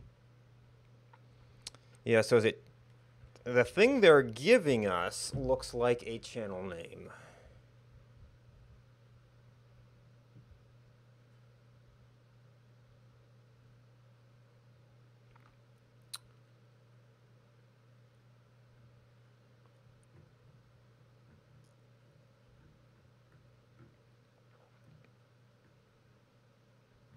Unless that's also part of context. Playback mode. Viewer dashboard. Language.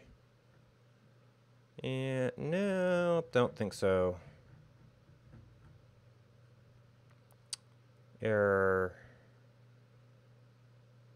Position changed.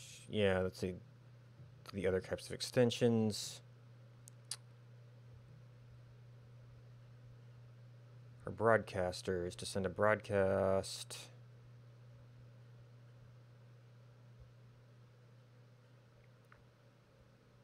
Message, listen.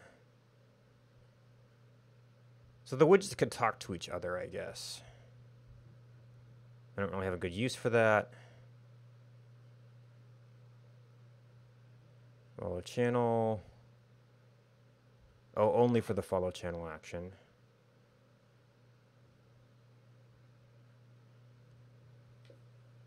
Extensions window.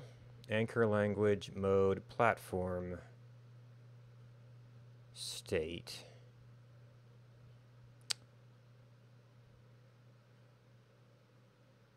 Oh. So I might be able to also look into channel ID of the JWT. Oh, but token may have to be... Why is it expanding that?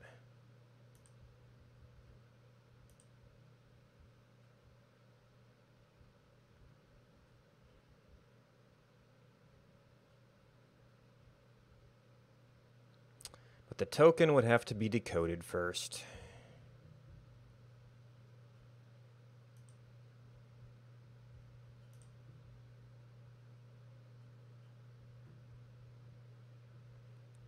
Pub sub perms, role.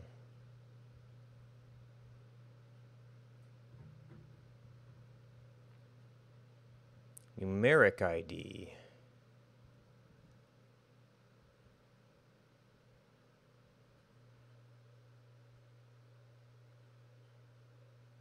Although this is...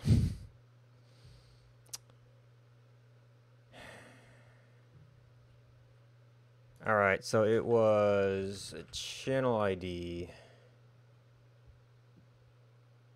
Unauthorized.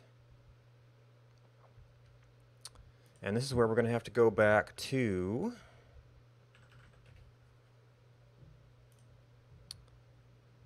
Developer forums. Extensions.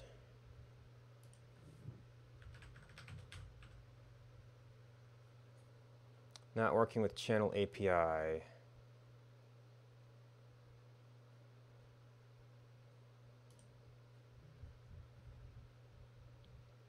Auth callback. Blah, blah, blah, blah, blah, blah, blah.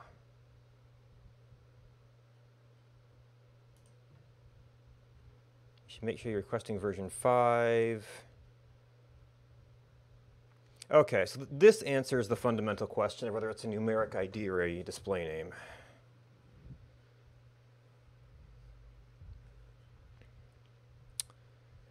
However, in order to do a realistic test here, I'm going to have to get into mock responses.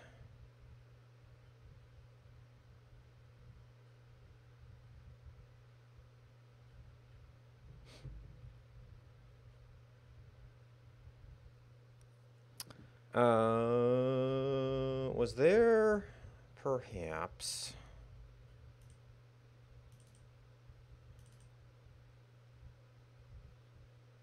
I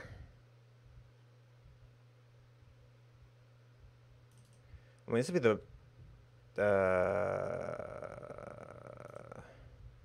I've got that open somewhere.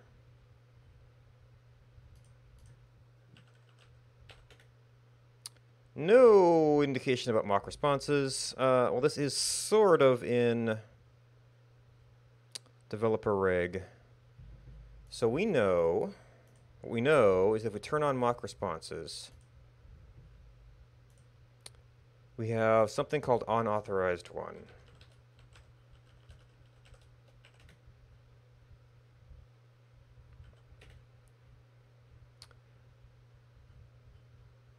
So run list.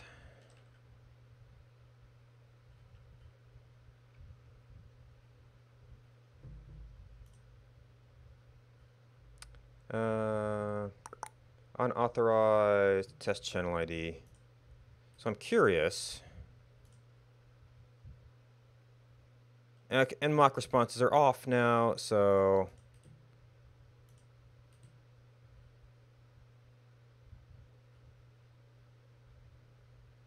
Yeah, maybe... if I dug down...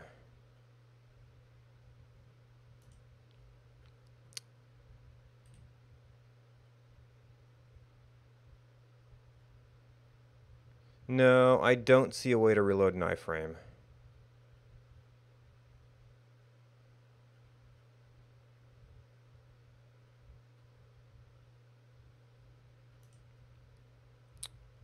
Which means I have to turn on mock responses every single time.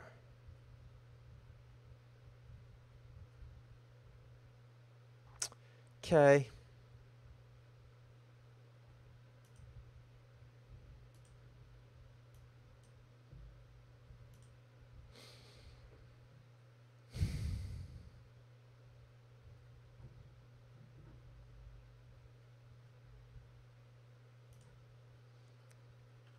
Okay, so that's like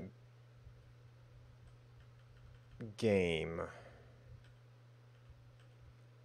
Yeah, so I don't care, I kind of don't care, kind of don't care. Oh, these are arrays of things that... Wait, what? Oh.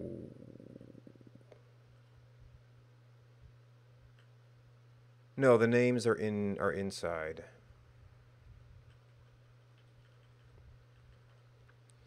So in order for this to work,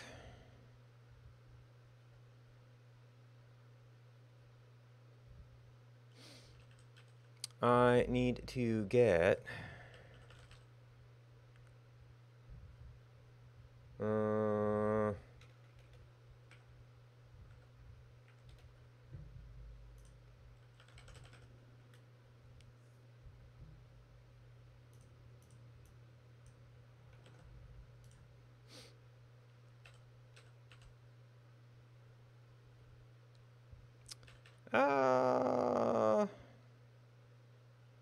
I have no real reason to keep that. Name, unauthorized, windable. I might be able to grab some better-ish. Yeah. Or more realistic looking. It's a shame that you can't just override like one field.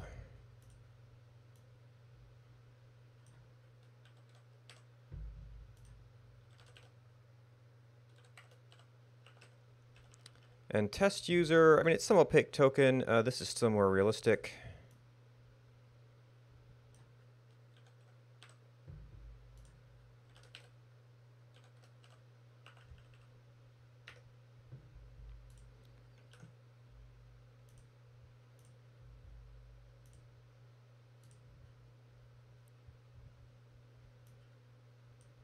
Oh, trigger. Okay, so we can't get it to load with that, unfortunately. So I guess for testing purposes, I'm going to need...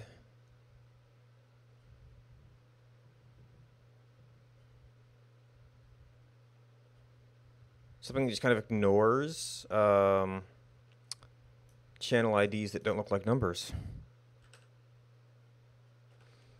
Oh, and I need to set up ports.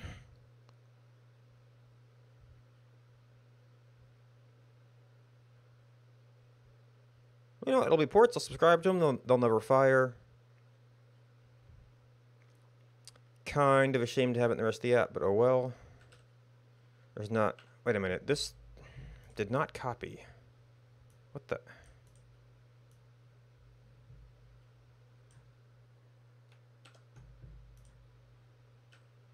Whoa, missed a character.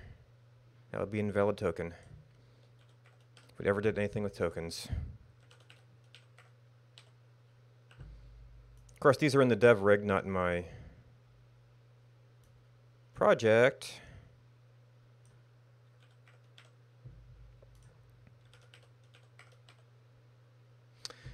Didn't copy. Could you copy, please? Thank you.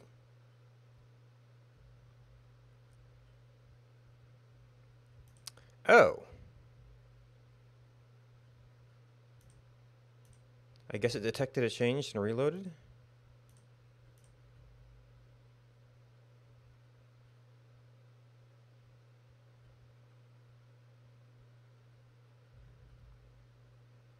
I mean, I guess I could even look for rig. Since it seems to insist on putting that in there.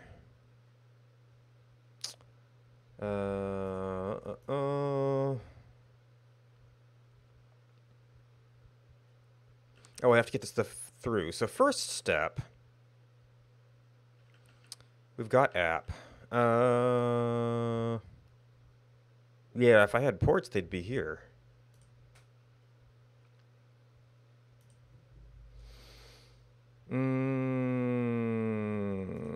Did Hostable have some ports?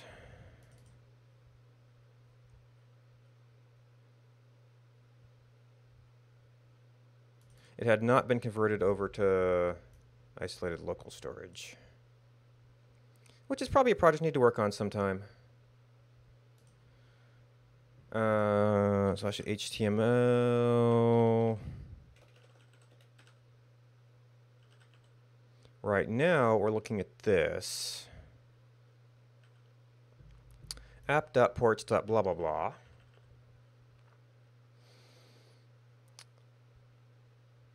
Let's subscribe. This is going to be a send.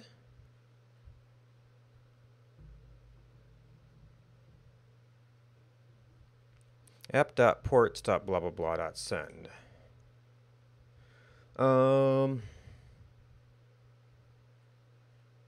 I could actually put that directly in here as the function.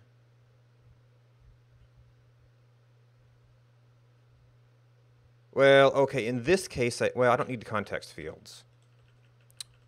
So this case, this is going to need a function wrapper anyway. Might as well just do it this way so we can continue to tap in for debugging. app.ports. Unauthorized, I guess. .send auth. app.ports.on context. And on error, except it's not auth. The fields I don't think we need. I guess that implies that the fields are variable. So our encoder is going to have to be a bunch of maybes. And error. Did they say anything about what that can be?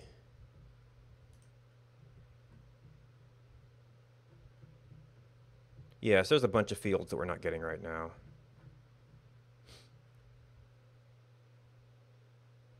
The error value.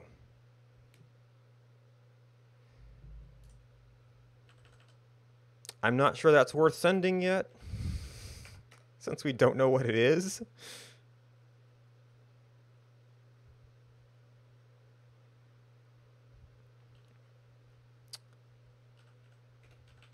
Alright, and then in theory, we can debug log these from Elm now. So, we need a source. I'm using the Twitch API.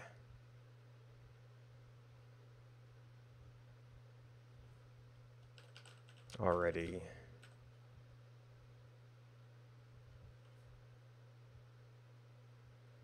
I wonder... Yeah, I'm not sure the Twitch API thing needs a Twitch extension port set up.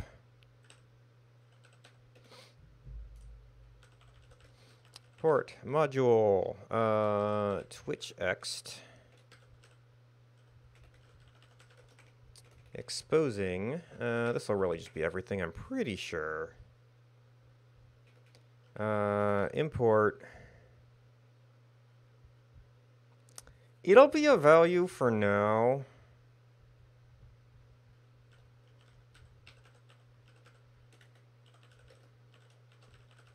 And then we'll see about what we want to do with it later. Maybe we eventually do some decoding here.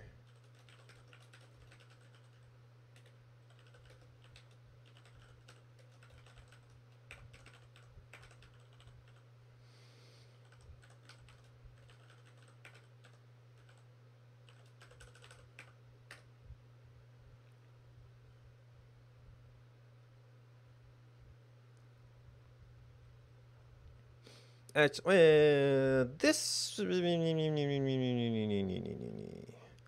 actually, this could define the appropriate types for all these things and the decoders for them,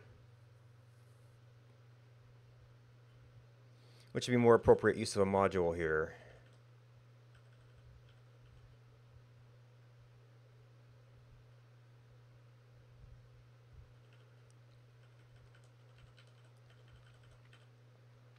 This will kind of work in the interim. Now, the one thing we definitely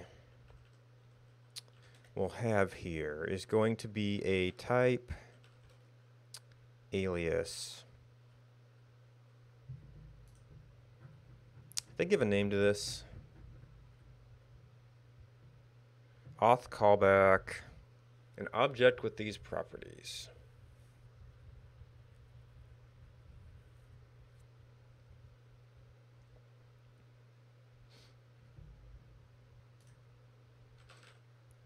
I guess it's auth.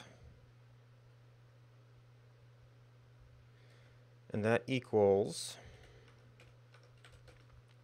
a channel ID as a string, a client ID as a string, a token as a string.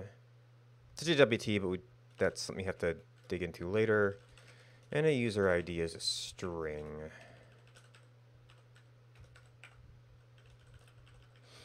And then, yeah, this turns into a decoding module pretty much.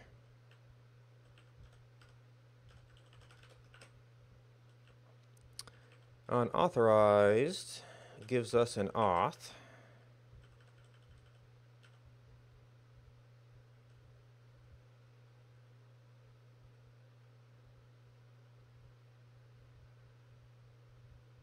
Oh, wait, are these the right direction of ports that I'm looking at here? So let's string. No, this is a sub. These are all subs. So this is a auth to message, a sub of message. This is a to message and a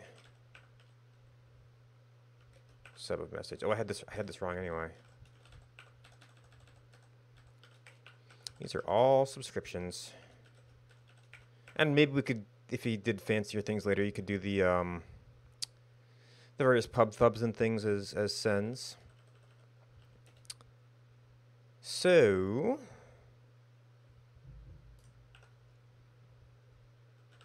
I have any decoders here? I have the persist decoders.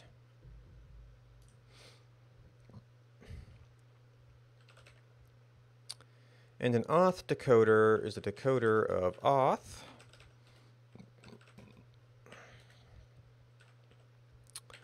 Is in fact a map 4. Field.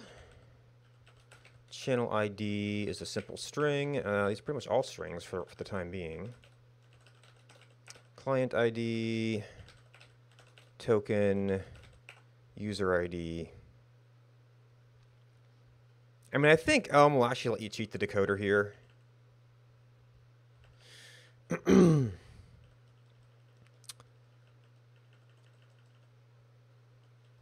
But this is a bit more proper about it.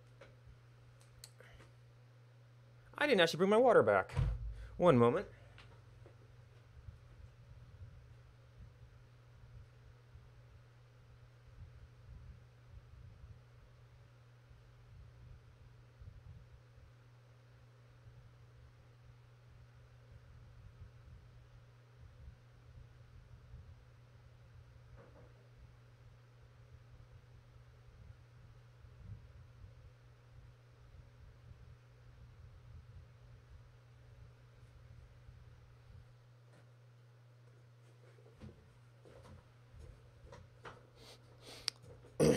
All right. So that will let us deal with the ports. Schedule from videos. We'll need to import something like this. Twitch Ext. And then when we subscribe,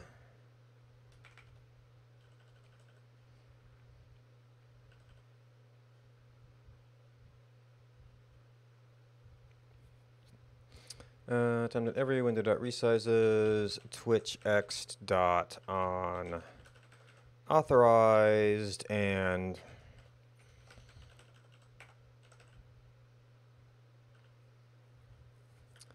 so user videos, all UI, unauthorized Twitch Ext dot auth.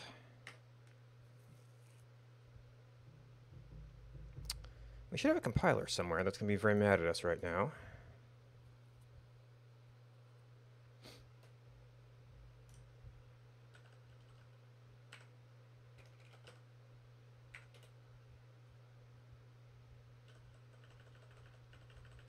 Oh. Yes.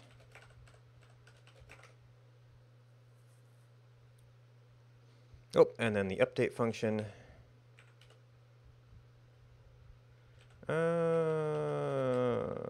Should get us down to about the end of that section.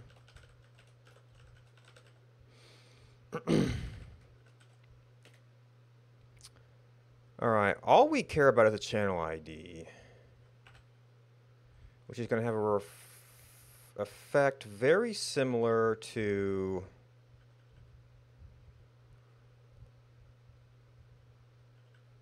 we were setting the login. But it's on the page, so I don't know if we need that. Well, so if that happens, we're actually going to, at some point, need a flag that we're in Twitch mode.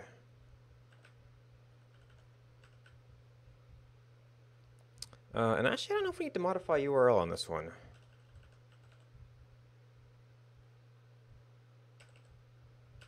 So login, we don't have.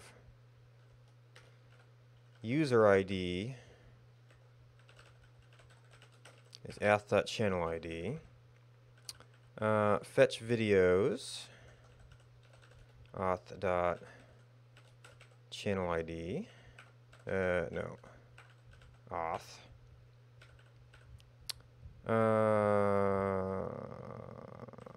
And command.none. And that should get us basic function. And then I also have to set up something to hide the box.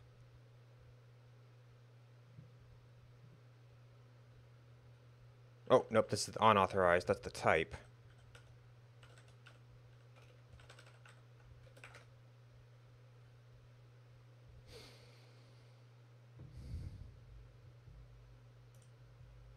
Okay, that's the full thing. I know how to reload just the embed.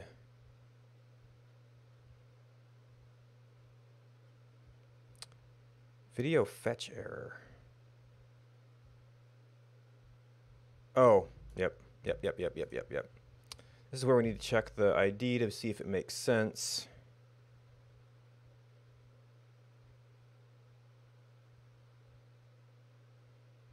Oh, trigger.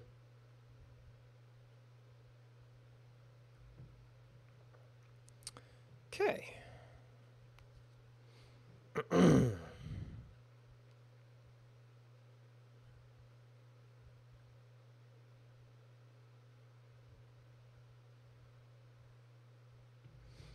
And all right, so that would be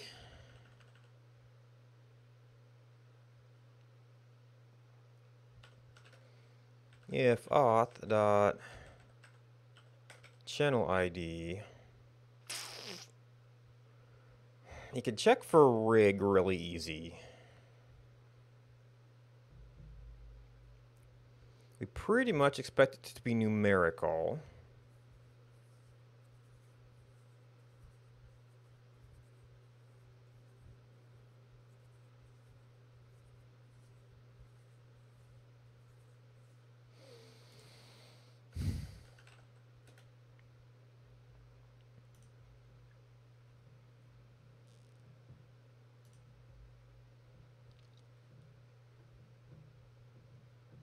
From car, split, join, words, lines.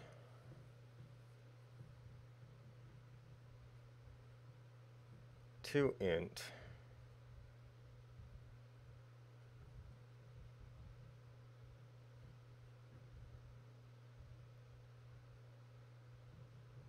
I mean, it pretty much fails to int.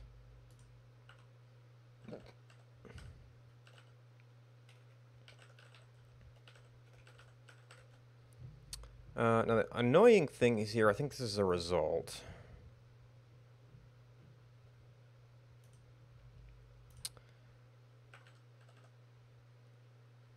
So we don't actually care about the result. We just need to know if it was one or the other.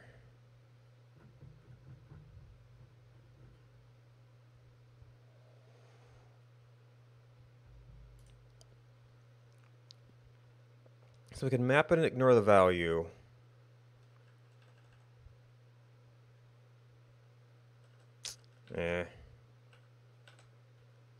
Of okay, don't care. Do this. Error. Don't care. Do model command.none.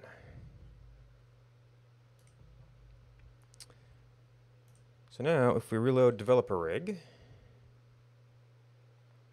we should not get any erroneous requests.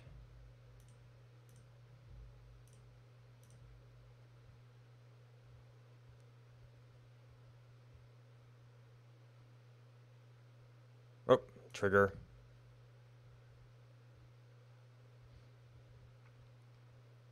Okay.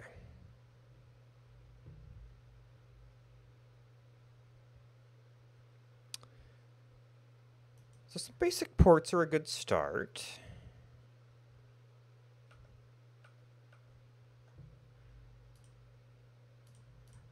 Nope.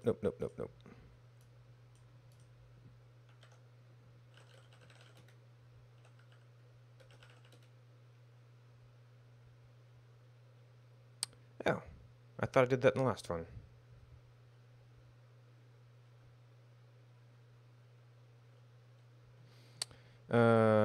Get status, get add.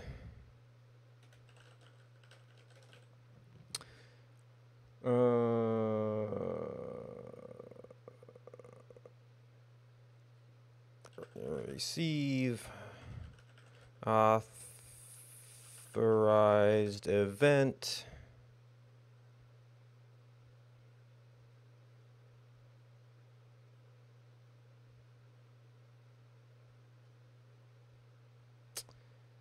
To get channel ID.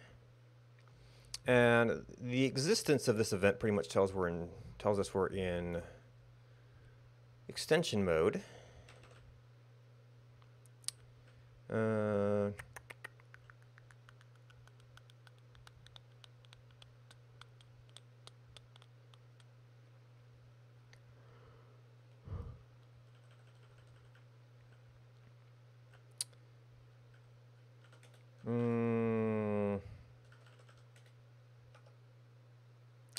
Which can equal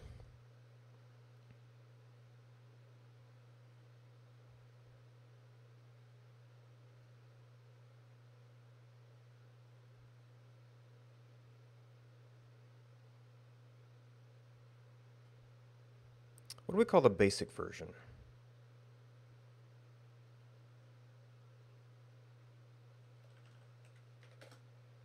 Page or extension?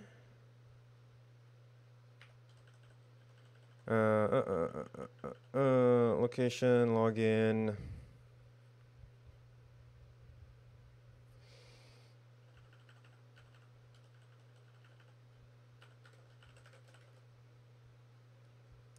Mode,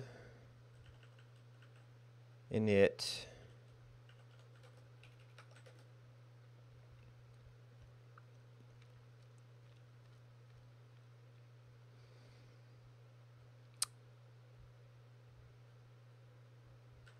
Mode equals page. We might actually be there's context parameters that we get.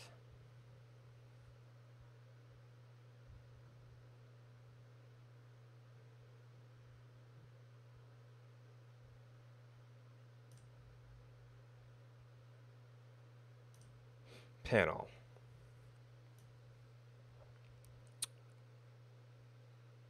Well, technically, I might be able to pass parameters from the panel HTML to say, hey, we're in a panel. Or we're in an extension.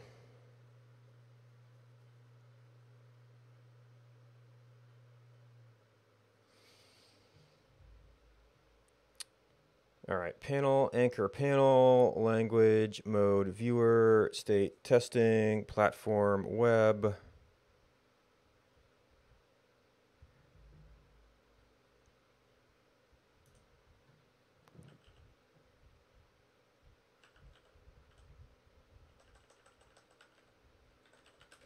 Anchor.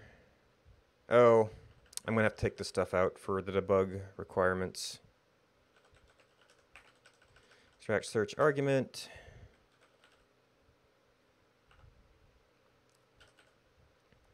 Anchor mode equals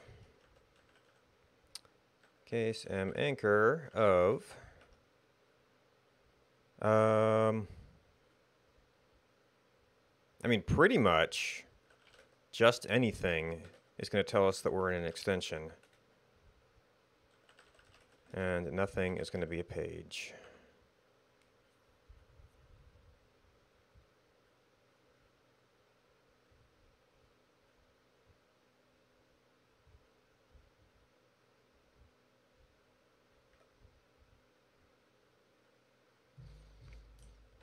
And then we need to actually...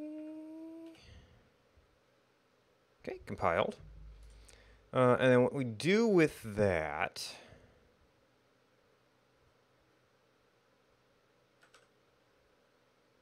It's going to be the view, which does the channel name. And style, label input. So actually we're going to need a case model.mode of, so the way I've got this set up now.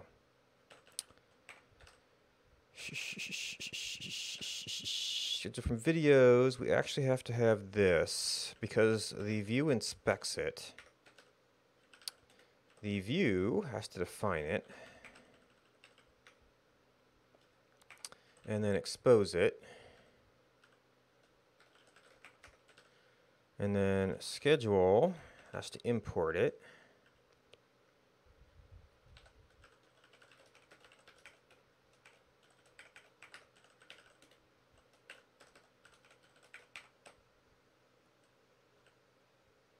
So they can share that definition. Case model.mode of page. Now we need a div, don't care.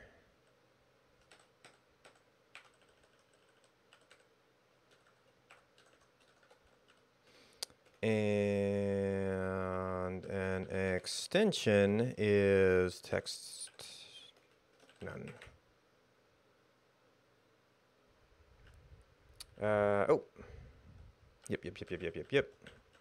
It's different for the first one.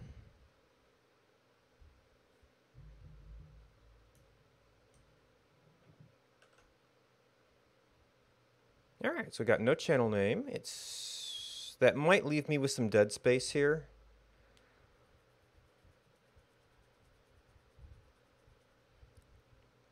But second thing,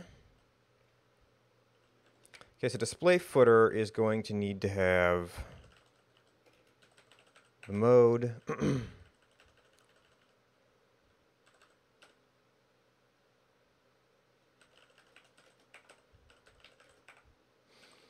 And then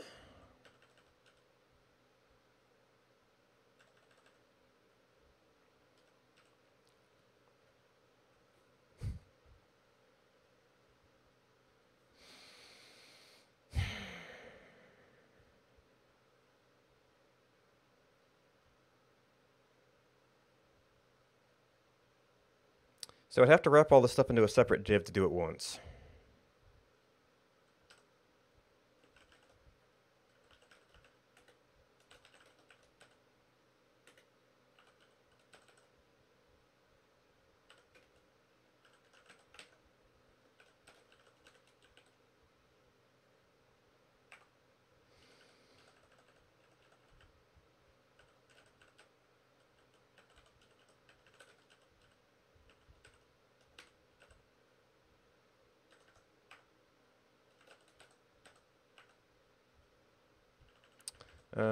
Yeah, that did kind of do that.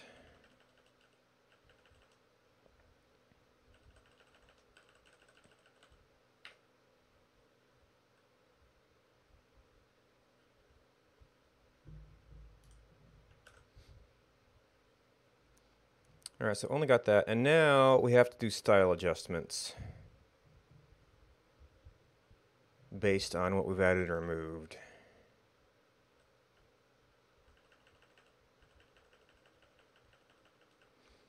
Which looks like it's already out of that style. Height auto.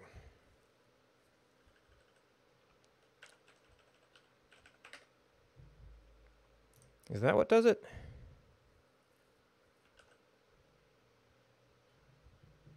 Okay, that, yeah.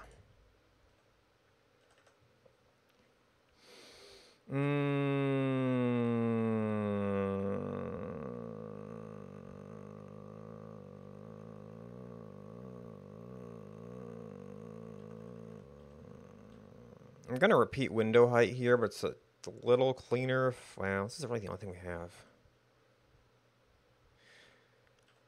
How about minus 30 minus case model.mode of page 30 extension 0. That's probably need parentheses. Oh. Well, it doesn't, but it's enough that make me feel better with it. Okay, that's a little bit more reasonable. We might actually want some sort of title here.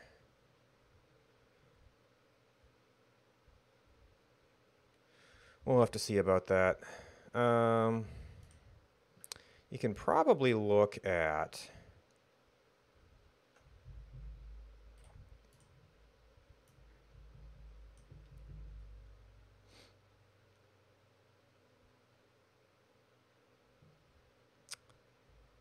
Engagement. Schedules and countdown. So, well, okay, so this is annoying. And several of these things do not have nice schedules or nice screenshots.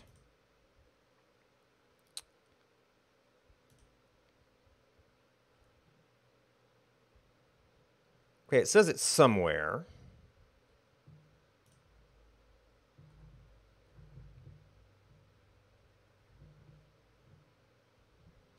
That says schedule.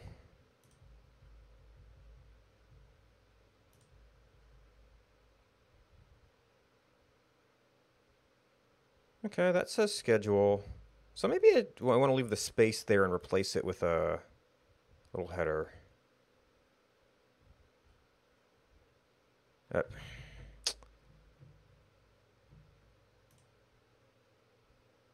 Event countdown.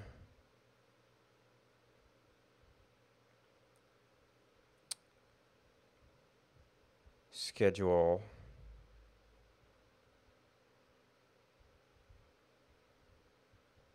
Yeah, okay.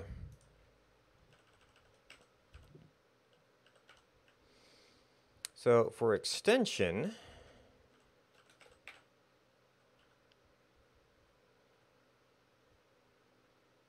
well, it might only be like a...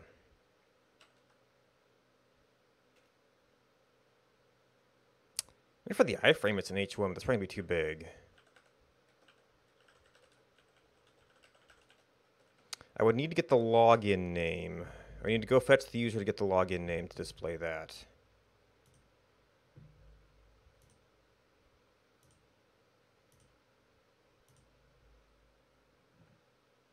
Uh-oh.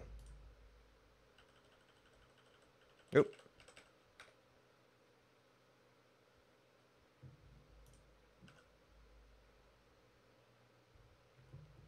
Okay, that's way too big. And this might just need a little bit of styling. Well, I mean, maybe that would look better, even.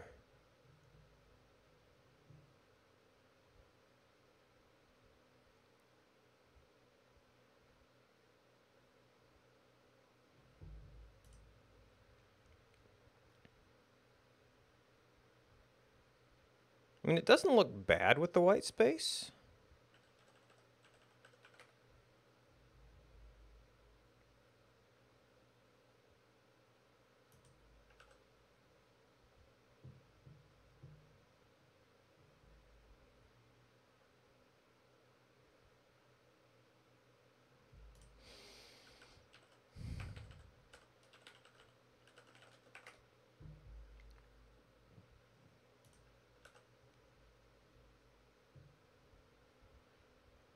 I just have to account for it, which means we're back to programmatically doing this.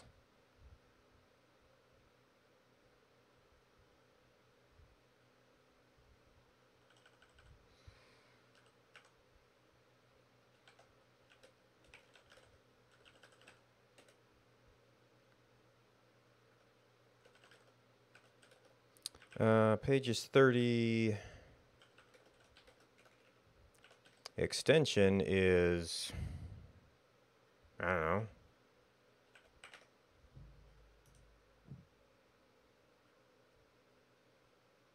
You. Oh, model. Model.mode.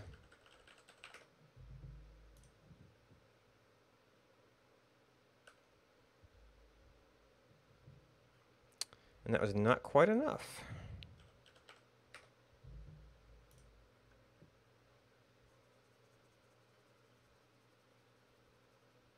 Did I recompile? Okay, there we go.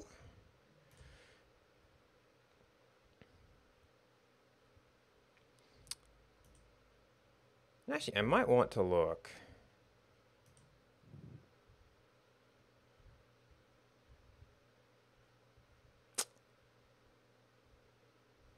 No, I think from the other screenshots I saw that that's it. So we should have SVG icon, icon, icon, icon, icon. Text. Align center might look better.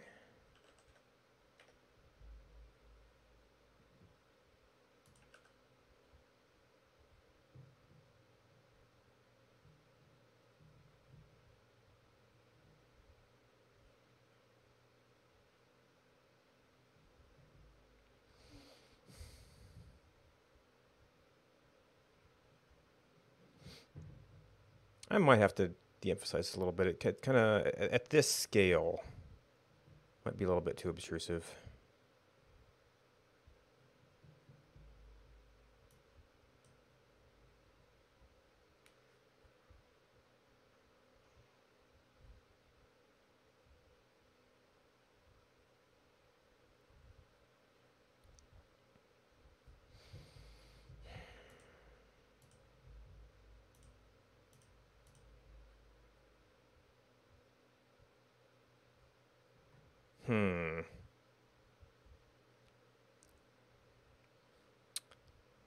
I do kind of wish that they used the actual...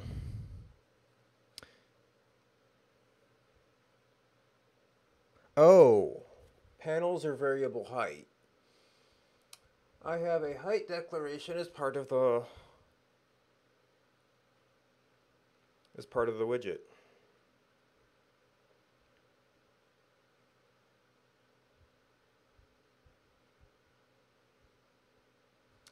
A lot of that's actually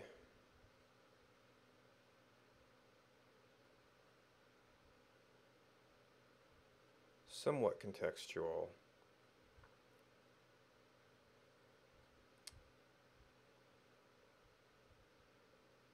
I guess I worry that this isn't a representative size.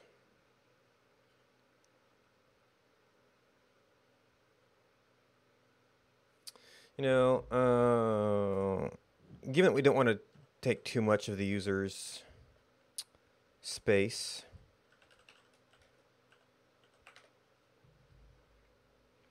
might need to back it off a little bit.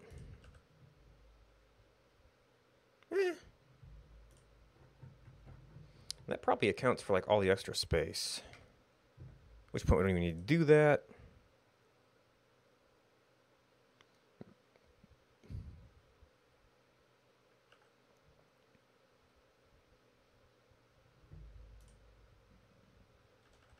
I mean, it better explains why we got those numbers. Oop, you need to be the full amount though.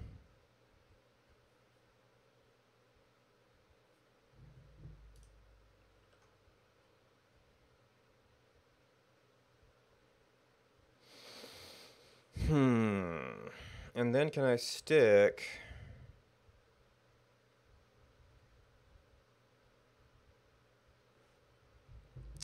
like the footer, like glue the footer to the bottom.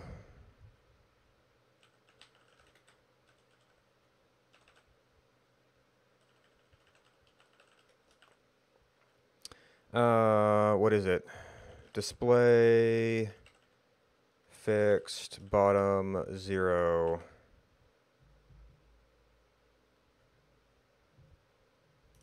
And I might as well. Does it work to take that completely out, or does that end up looking ugly? Ooh.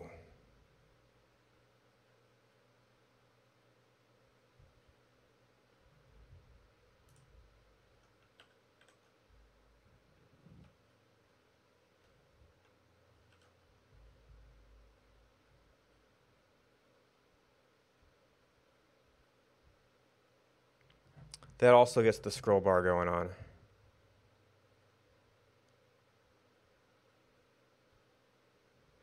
The weird, yeah, well, what I wanted to do here was check out the layout. Where we don't have any frame ambiguities going on.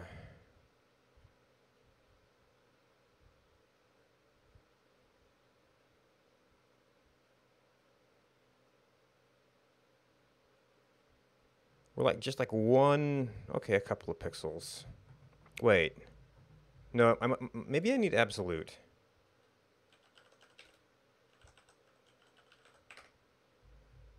Been a while since I did the position games. No, it's moving with the page.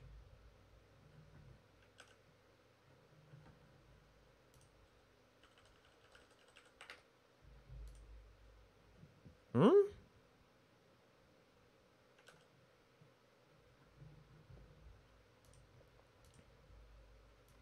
What? Why? Why?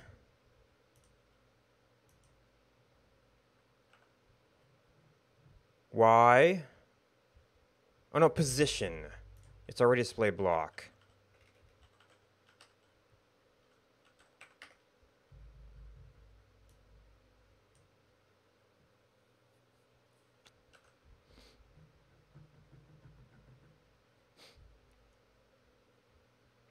Alright, and that gets pretty close to there.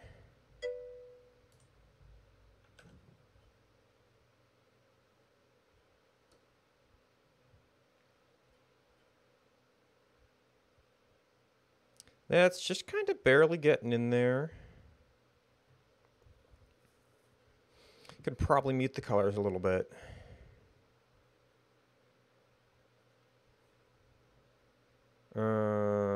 That's going to be...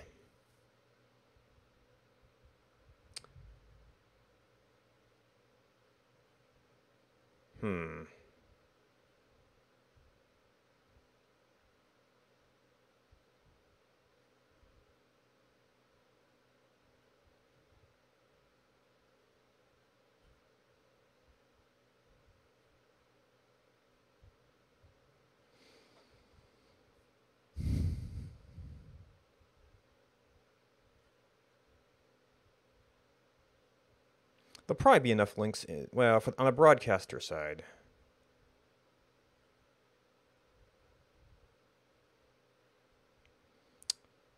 But I guess I'm going to have to make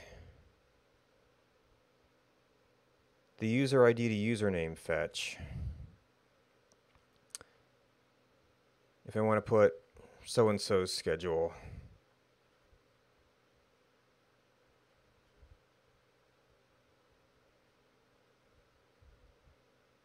Okay.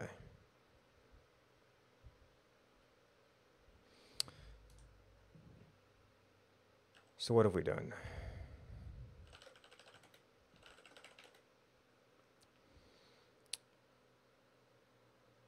Extension specific view adjustments.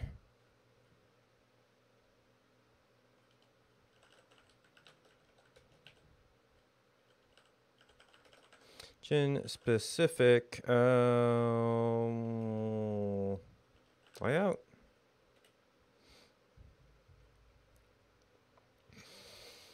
I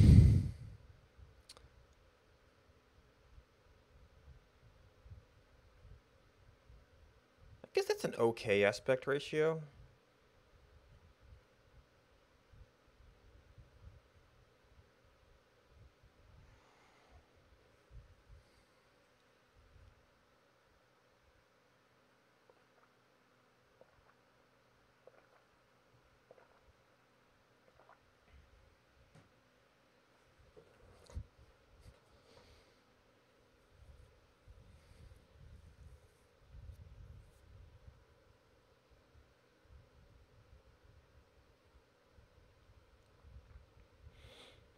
So what else? Well, what else do we have available? EBS samples.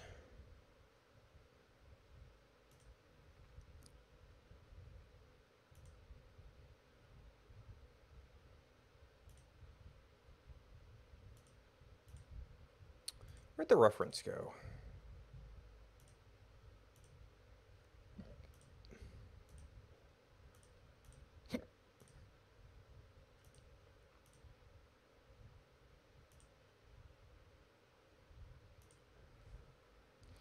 Client ID.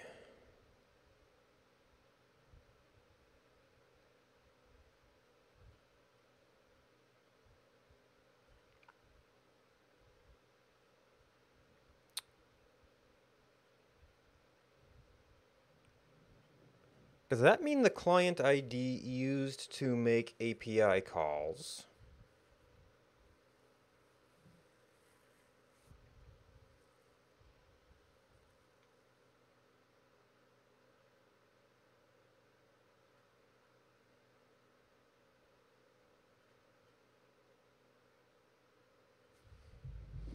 Where was... Of course, these are the temporary client IDs, so...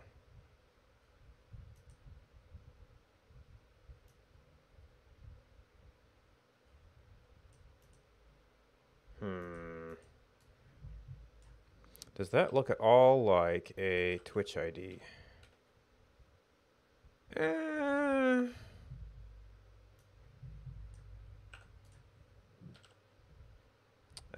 Example.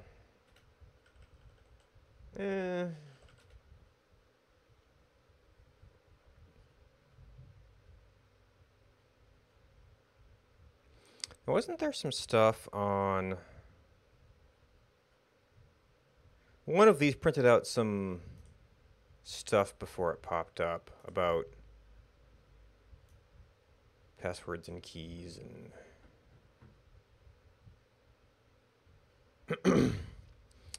All right, so questions are... Oh, editing the run list.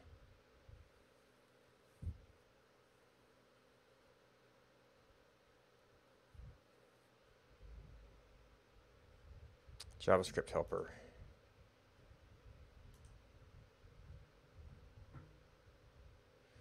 Summary description. Oh, okay, so these are all fields that are going to be in the...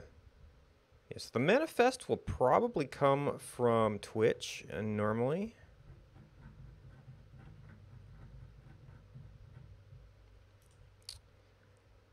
This might be the API client ID. The problem is that I don't know if we'll actually be able to make API calls with it.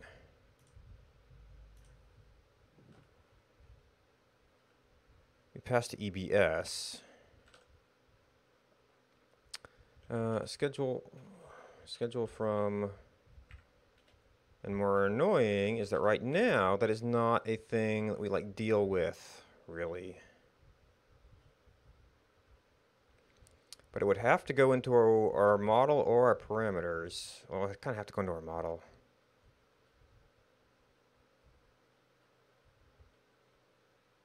But that is called a client ID. So now we need to go back to dev, or is it perchance discourse? Nope. Discuss.dev.twitch.tv. So in the extensions context, can I read client ID?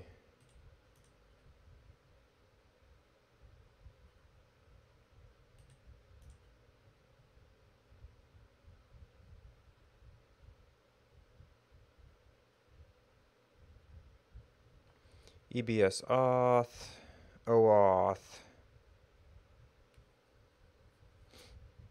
Listen callback 4 times. Right, because it can be anytime it changes.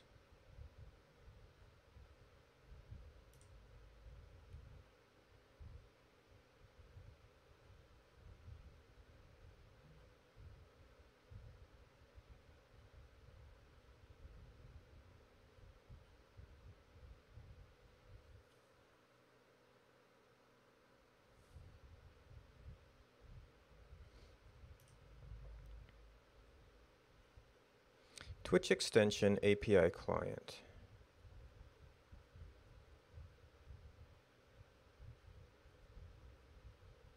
extension get authentication.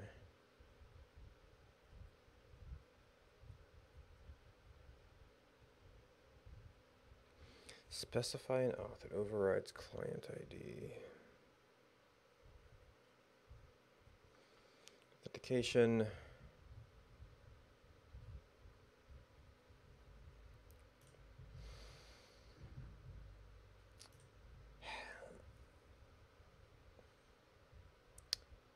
Yeah, I might have to do a separate compilation where we do some top level things.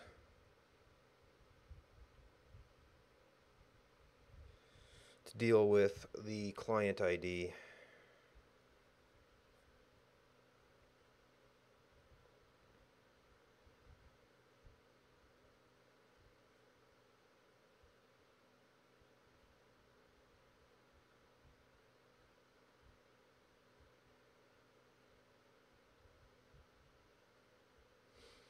I don't have an easy solution for that one right now.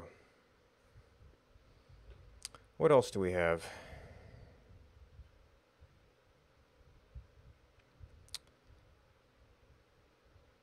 That's for video ones.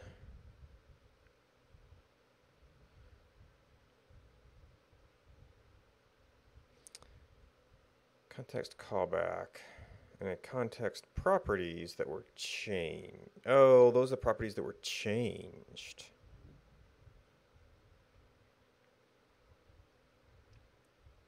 Display resolution, game is full screen.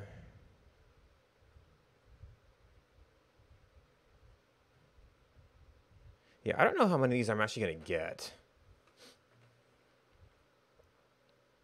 Do I get all of these for a panel? Viewer, dashboard. Helper was loaded into the extension dashboard for configuration.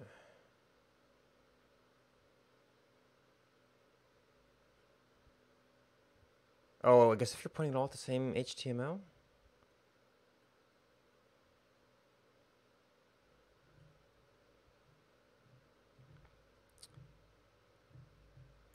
Theme we could potentially use.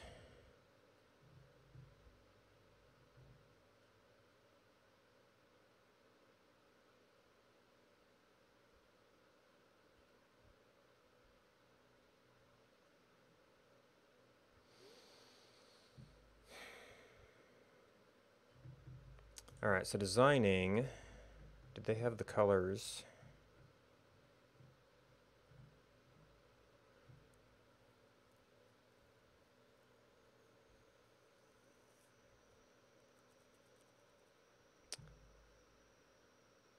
Links.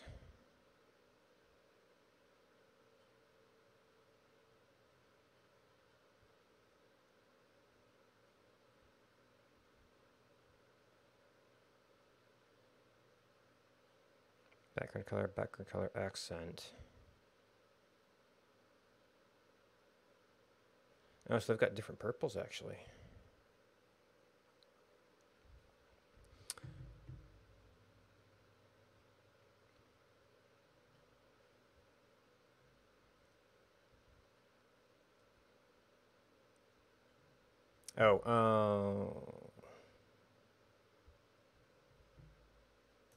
Within this box or any text, inner padding.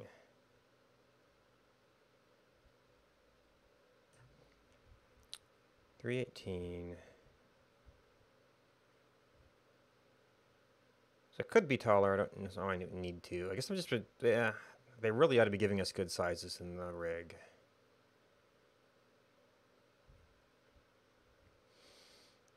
All right, so colors. I think I set up the stuff for this.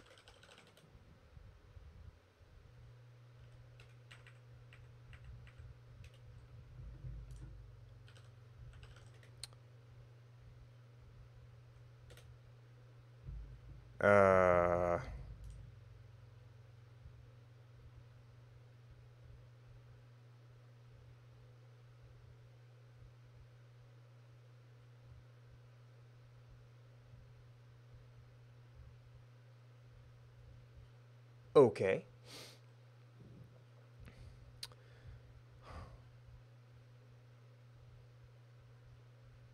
So this is...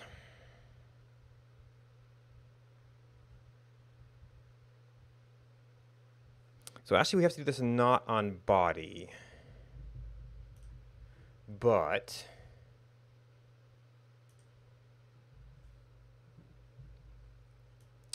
what is our top level element that we... well, it's going to be whatever we make. So in our view...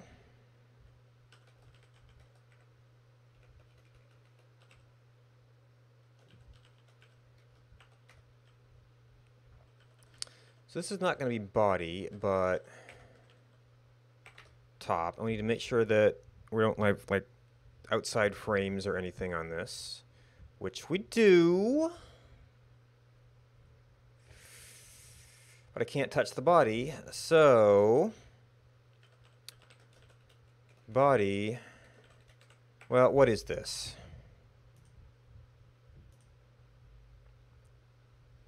No, not HTML body. It's margin.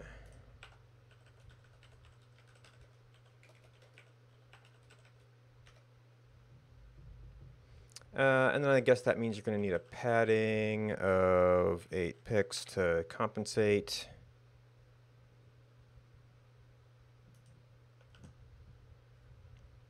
All right.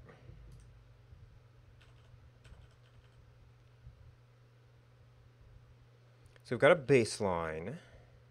So that's going to be layout regardless. And then we have top dot dark.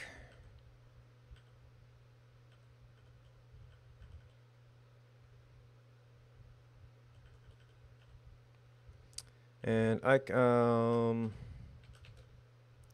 dot dark, dot dark.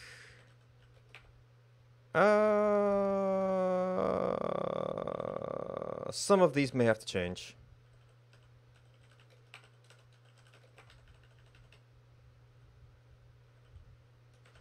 All right, let's do the rest of layout and get all the colors together.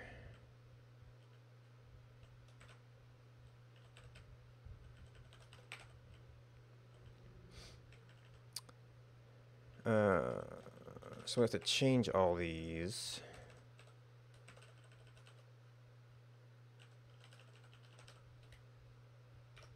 Maybe. And we have to get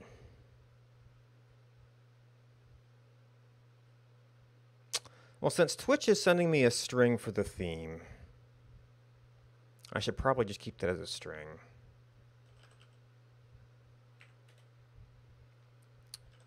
So model mode, window height,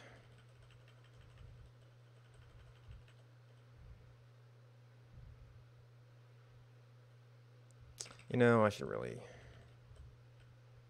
kind of put this down to window stuff.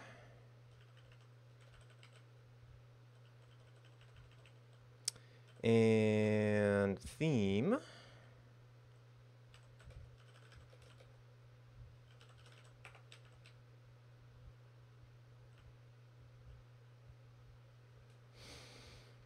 Ooh. So is this part of... was this part of the context or the parameters? Maybe both.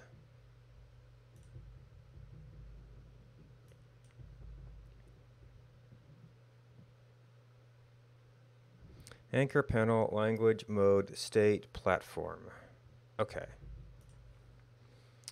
So we're not going to know this on startup. So we're going to say dark, because that's what it's been so far. And then if we get... oh, this is context.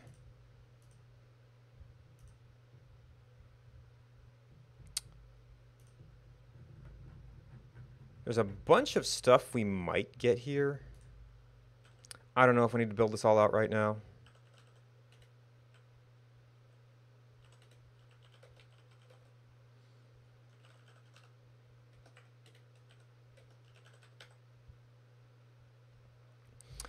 What we've been getting so far in here is we're not printing it out right now.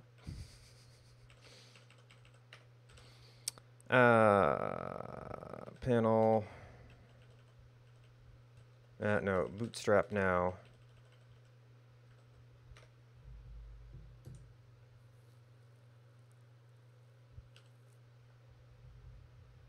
What we get by default is mode, language, theme, game, playback mode.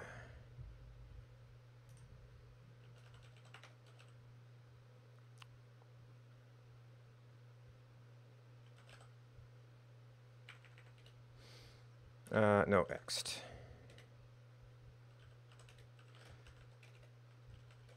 Alias context.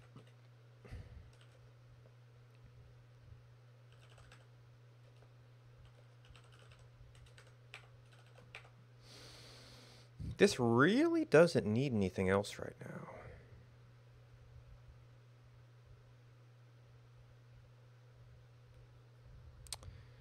Was there something that said whether the broadcaster was live?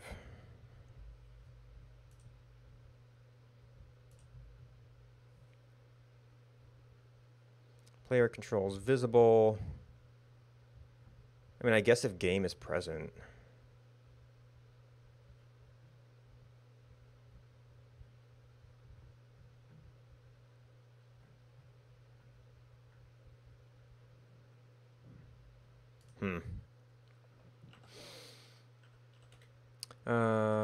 Context, decoder, context equals map context field theme string video resolution theme playback maybe mode eventually.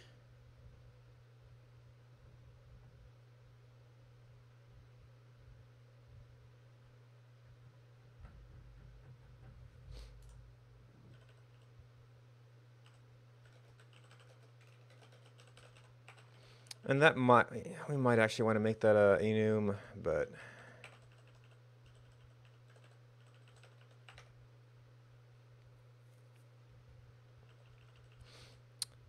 can deal with that when we need it. Shoo. Oh, you are now a context. Schedule from videos.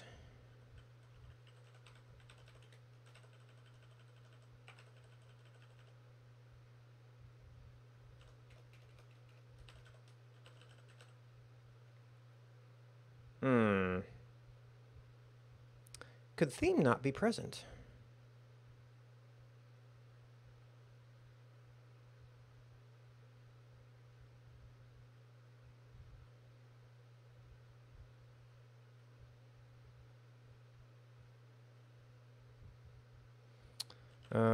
Context equals, no, equals.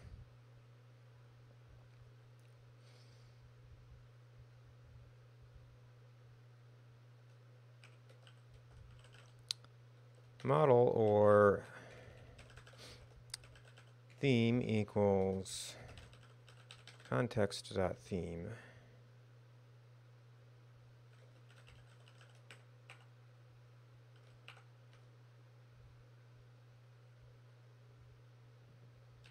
Which doesn't exist yet.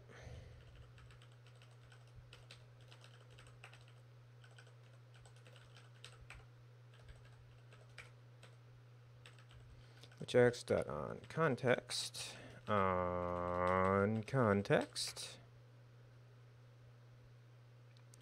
and then our view is going to, excuse me, or we were done.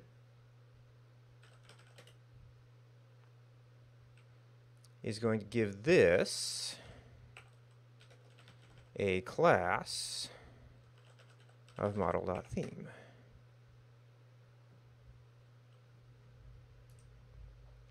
All right, so our default view is still dark.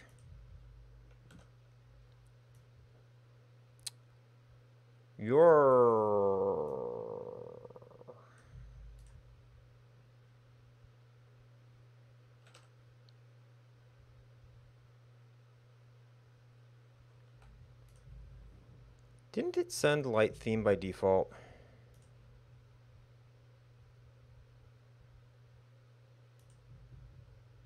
Class light.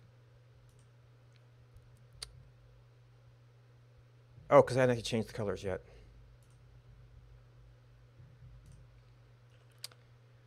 All right, background color. And I guess I got a new reference for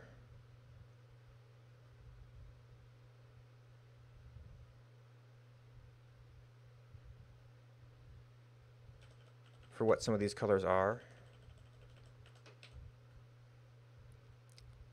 So dark mode background color.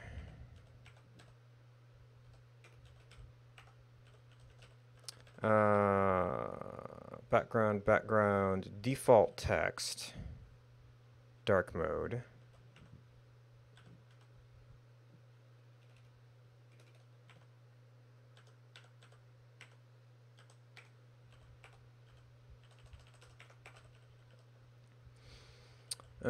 Colors there. Links. Link visited is something I had to get myself. Link visited, not link.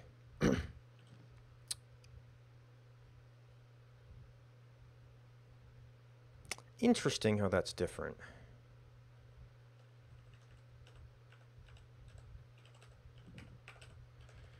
Hover active.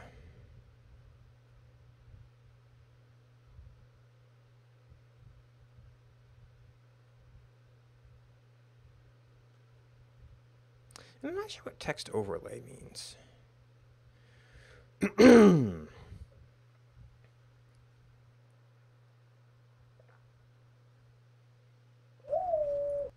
And that's Bistro. Thank you for the follow. Glad you like watching me puzzle over color values. All right, so in light mode, background color is FFF. Foreground, default text, 232127. Icons should stay the same. I might actually want to end up adjusting this, but links. 6441A4. And I don't know where I got that one from. So we've got dark mode.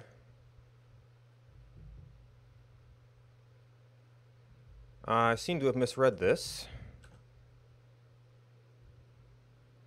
Okay, well that's light mode. I'll have to get this.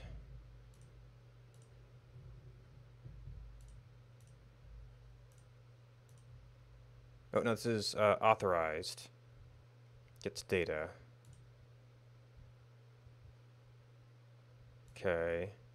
And I'll have to get these set up to do something, but we've clearly...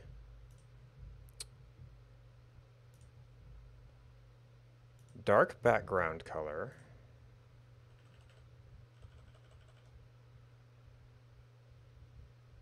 Dark mode background color.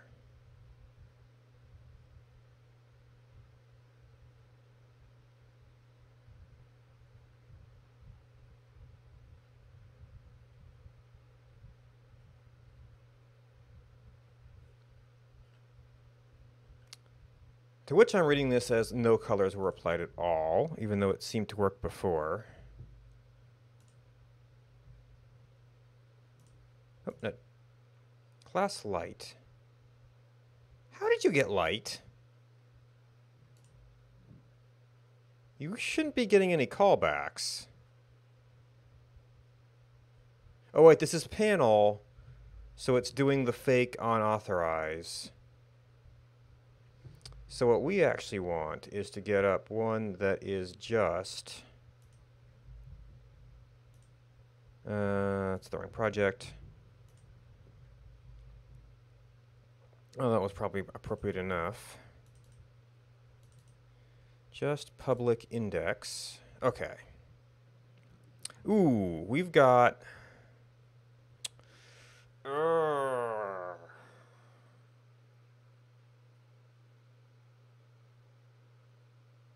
my size matters.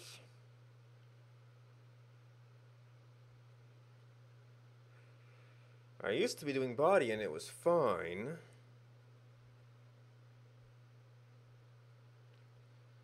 I guess on Twitch it'll show through to the base page, I presume.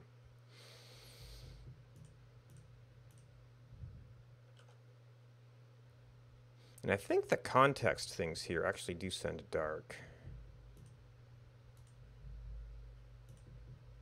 Yes.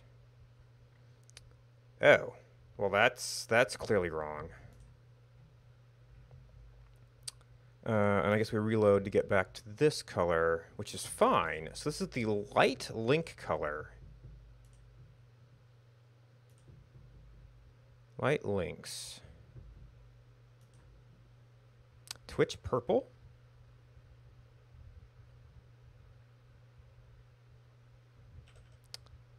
Did I get... I bumped caps lock.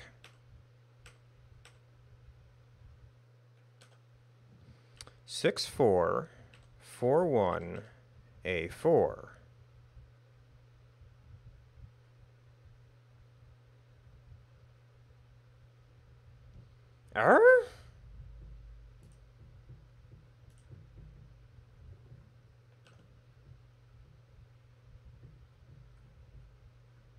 No, it wasn't the dark, which we did switch up based on their recommendations.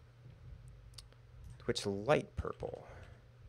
Oh, I read the wrong thing there. I don't even know where I got that from. E2 DBF0.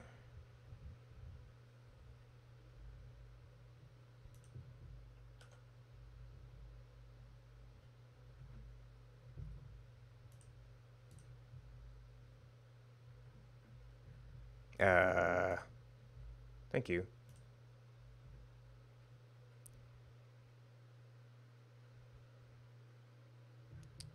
RGB. Wait, what? Wait, did I not just type an E something in here? I think I did. Excuse me. E2 DBF0. E2 DBF0. And keep it, thank you.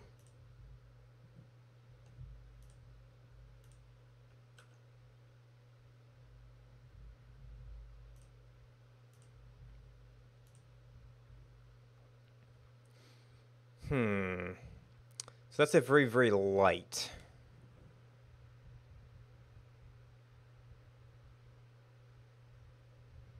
Color.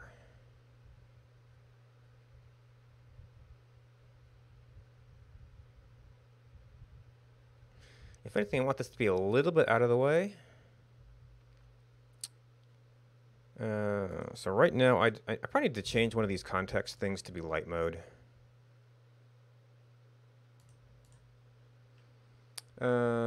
So this is changing the default theme dark, theme light.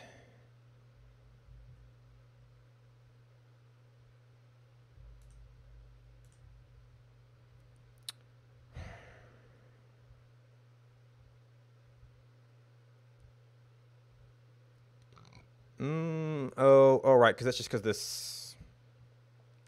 Yeah, so it does show through, so it won't be too terrible in that situation.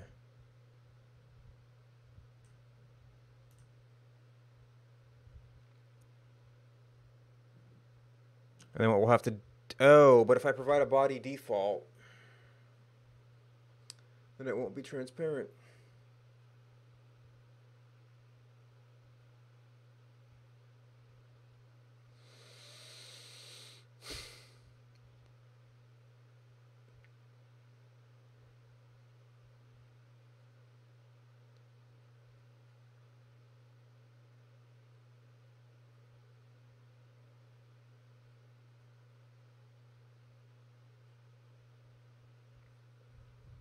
Also, why are these links different colors?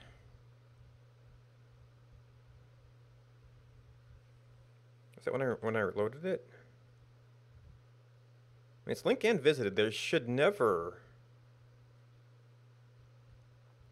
be different colors on those links.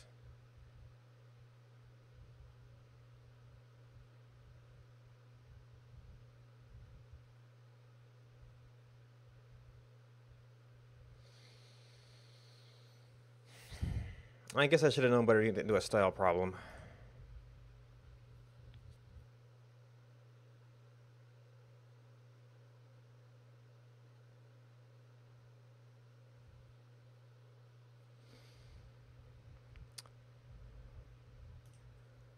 All right. Now I don't know if I actually adjusted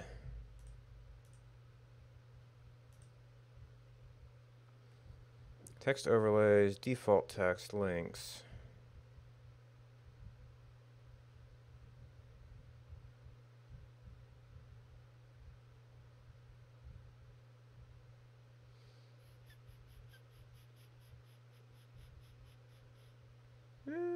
Maybe that matches the style.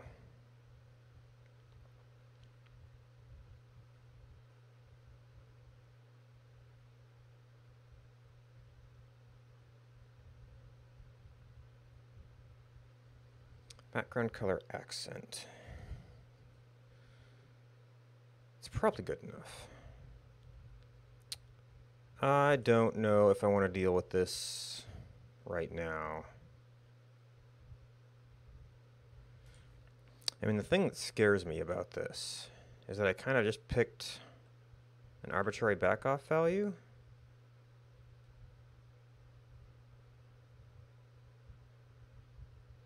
Right, yeah. So we would have to minus less.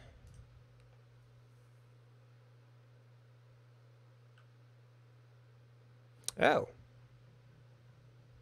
Okay, that works for you. But we get a scroll bar in here. Which means we actually do have to do separate sizes based on the mode.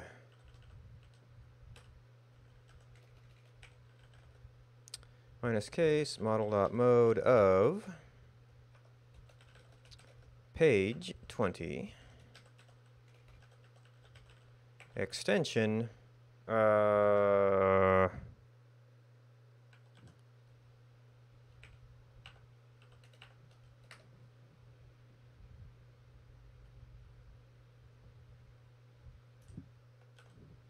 it needed to be brought back a little bit. Okay, we've got a scroll bar. Well, 30 was closer.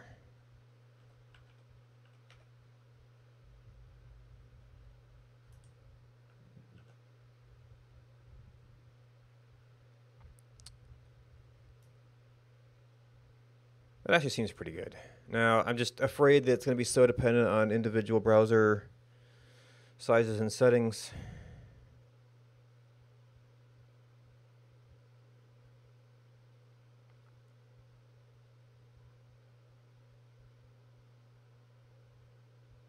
Oh, and I haven't really done the text colors either. I mean, it's a median color that kind of works. But I think I might actually want something more faded for the white.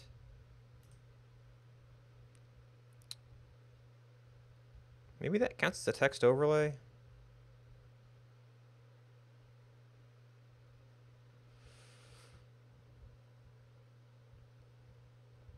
I might actually want to switch the grays. What are we using for schedule graph right now? Data color. What you had to do is, we have to break those into RGB. Oh, yeah, label color, rule color. It's probably pretty similar. But I might... Do we want to...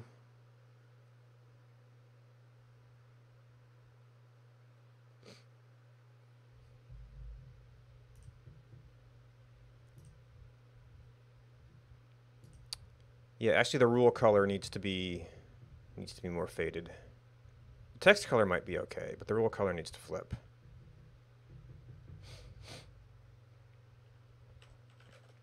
Model dot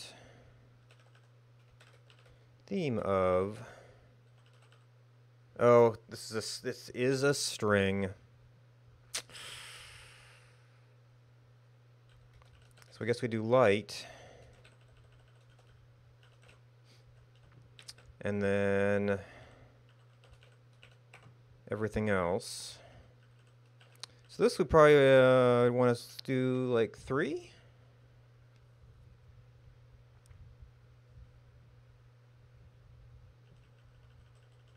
Oh, the string underscore.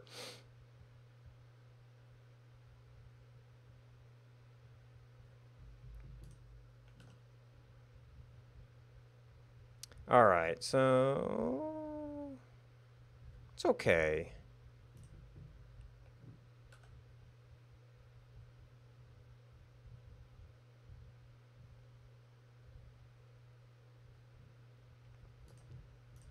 And then if we give that an authorization, the channel name,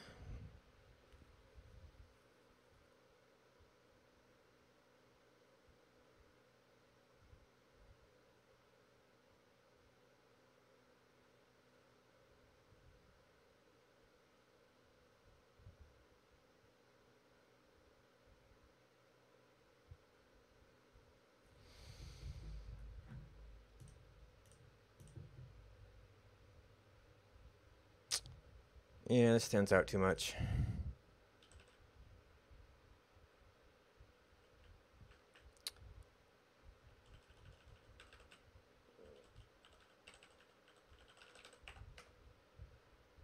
Oh, you know what? Part of the problem here actually is that these are separate rules.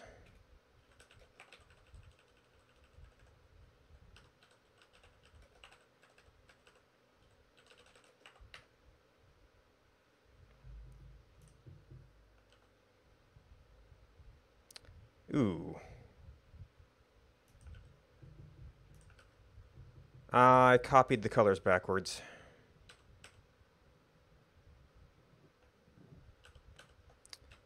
Okay. Nope, it was reference. Or do I even want these colors? Twist light purple. So we want both of these. Try 6441A4.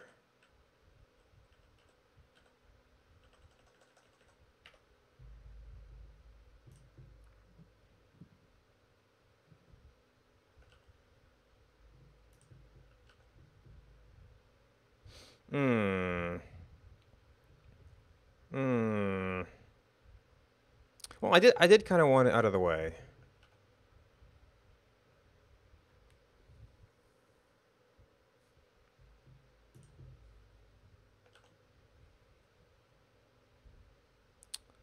So it's more obtrusive there.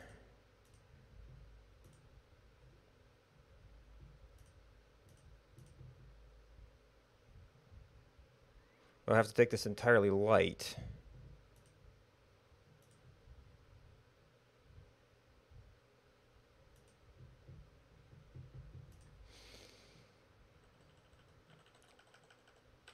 Actually, that was the last thing we did here. Under light.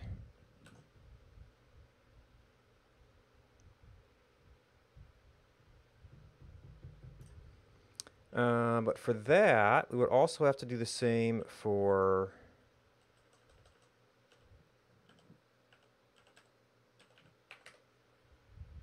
you. So that in that condition, we're kind of like, hey, I'm there.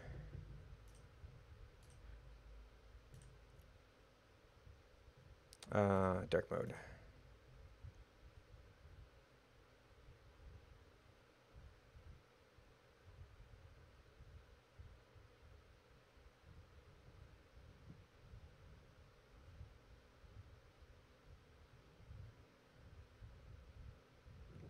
I may also need to look at some of the other extensions and see if what they do in terms of link backs.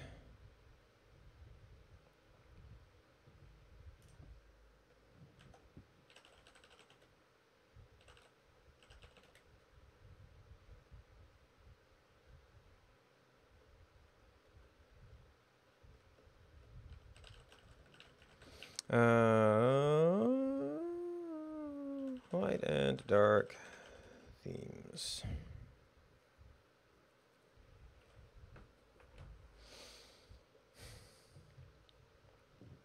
And then we'll have to be going through a lot of this stuff. I mean, well, some of it's for the catalog listing, which you can't do just yet.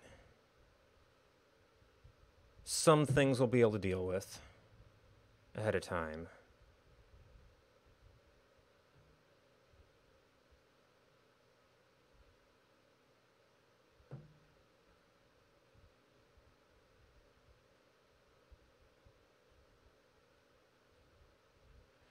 And then the other problem is that right now I'm calling it schedule from videos, but the thing here is historical schedule, which is accurate.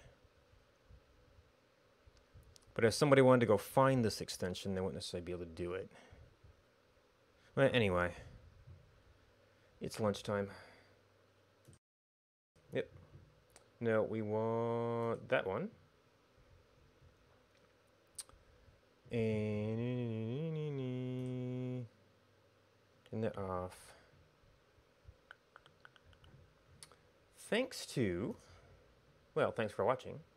Thanks to Two Left for to Cry, Joey Chef Ray P, Dog and Lick, Stormy Ice Leopard, Deadly Tacos, Pixelogic Dev, Kuro Kitsune, One Jellybean, and Osterat Gaming for hosting me. Do we have anything to recommend?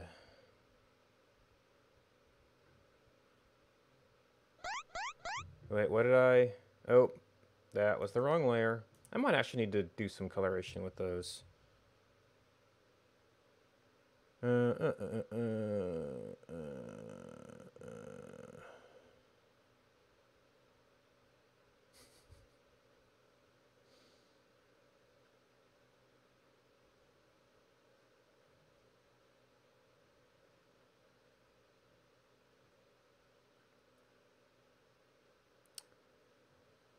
right, well,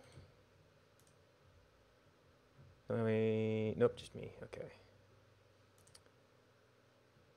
Looks like Mini Wolf is working on some game engine stuff. And let's get open to questions as well. So if you're looking for someplace cool to hang out, that's someplace cool to hang out. Thanks for hanging out with me. Goodbye, and until next time.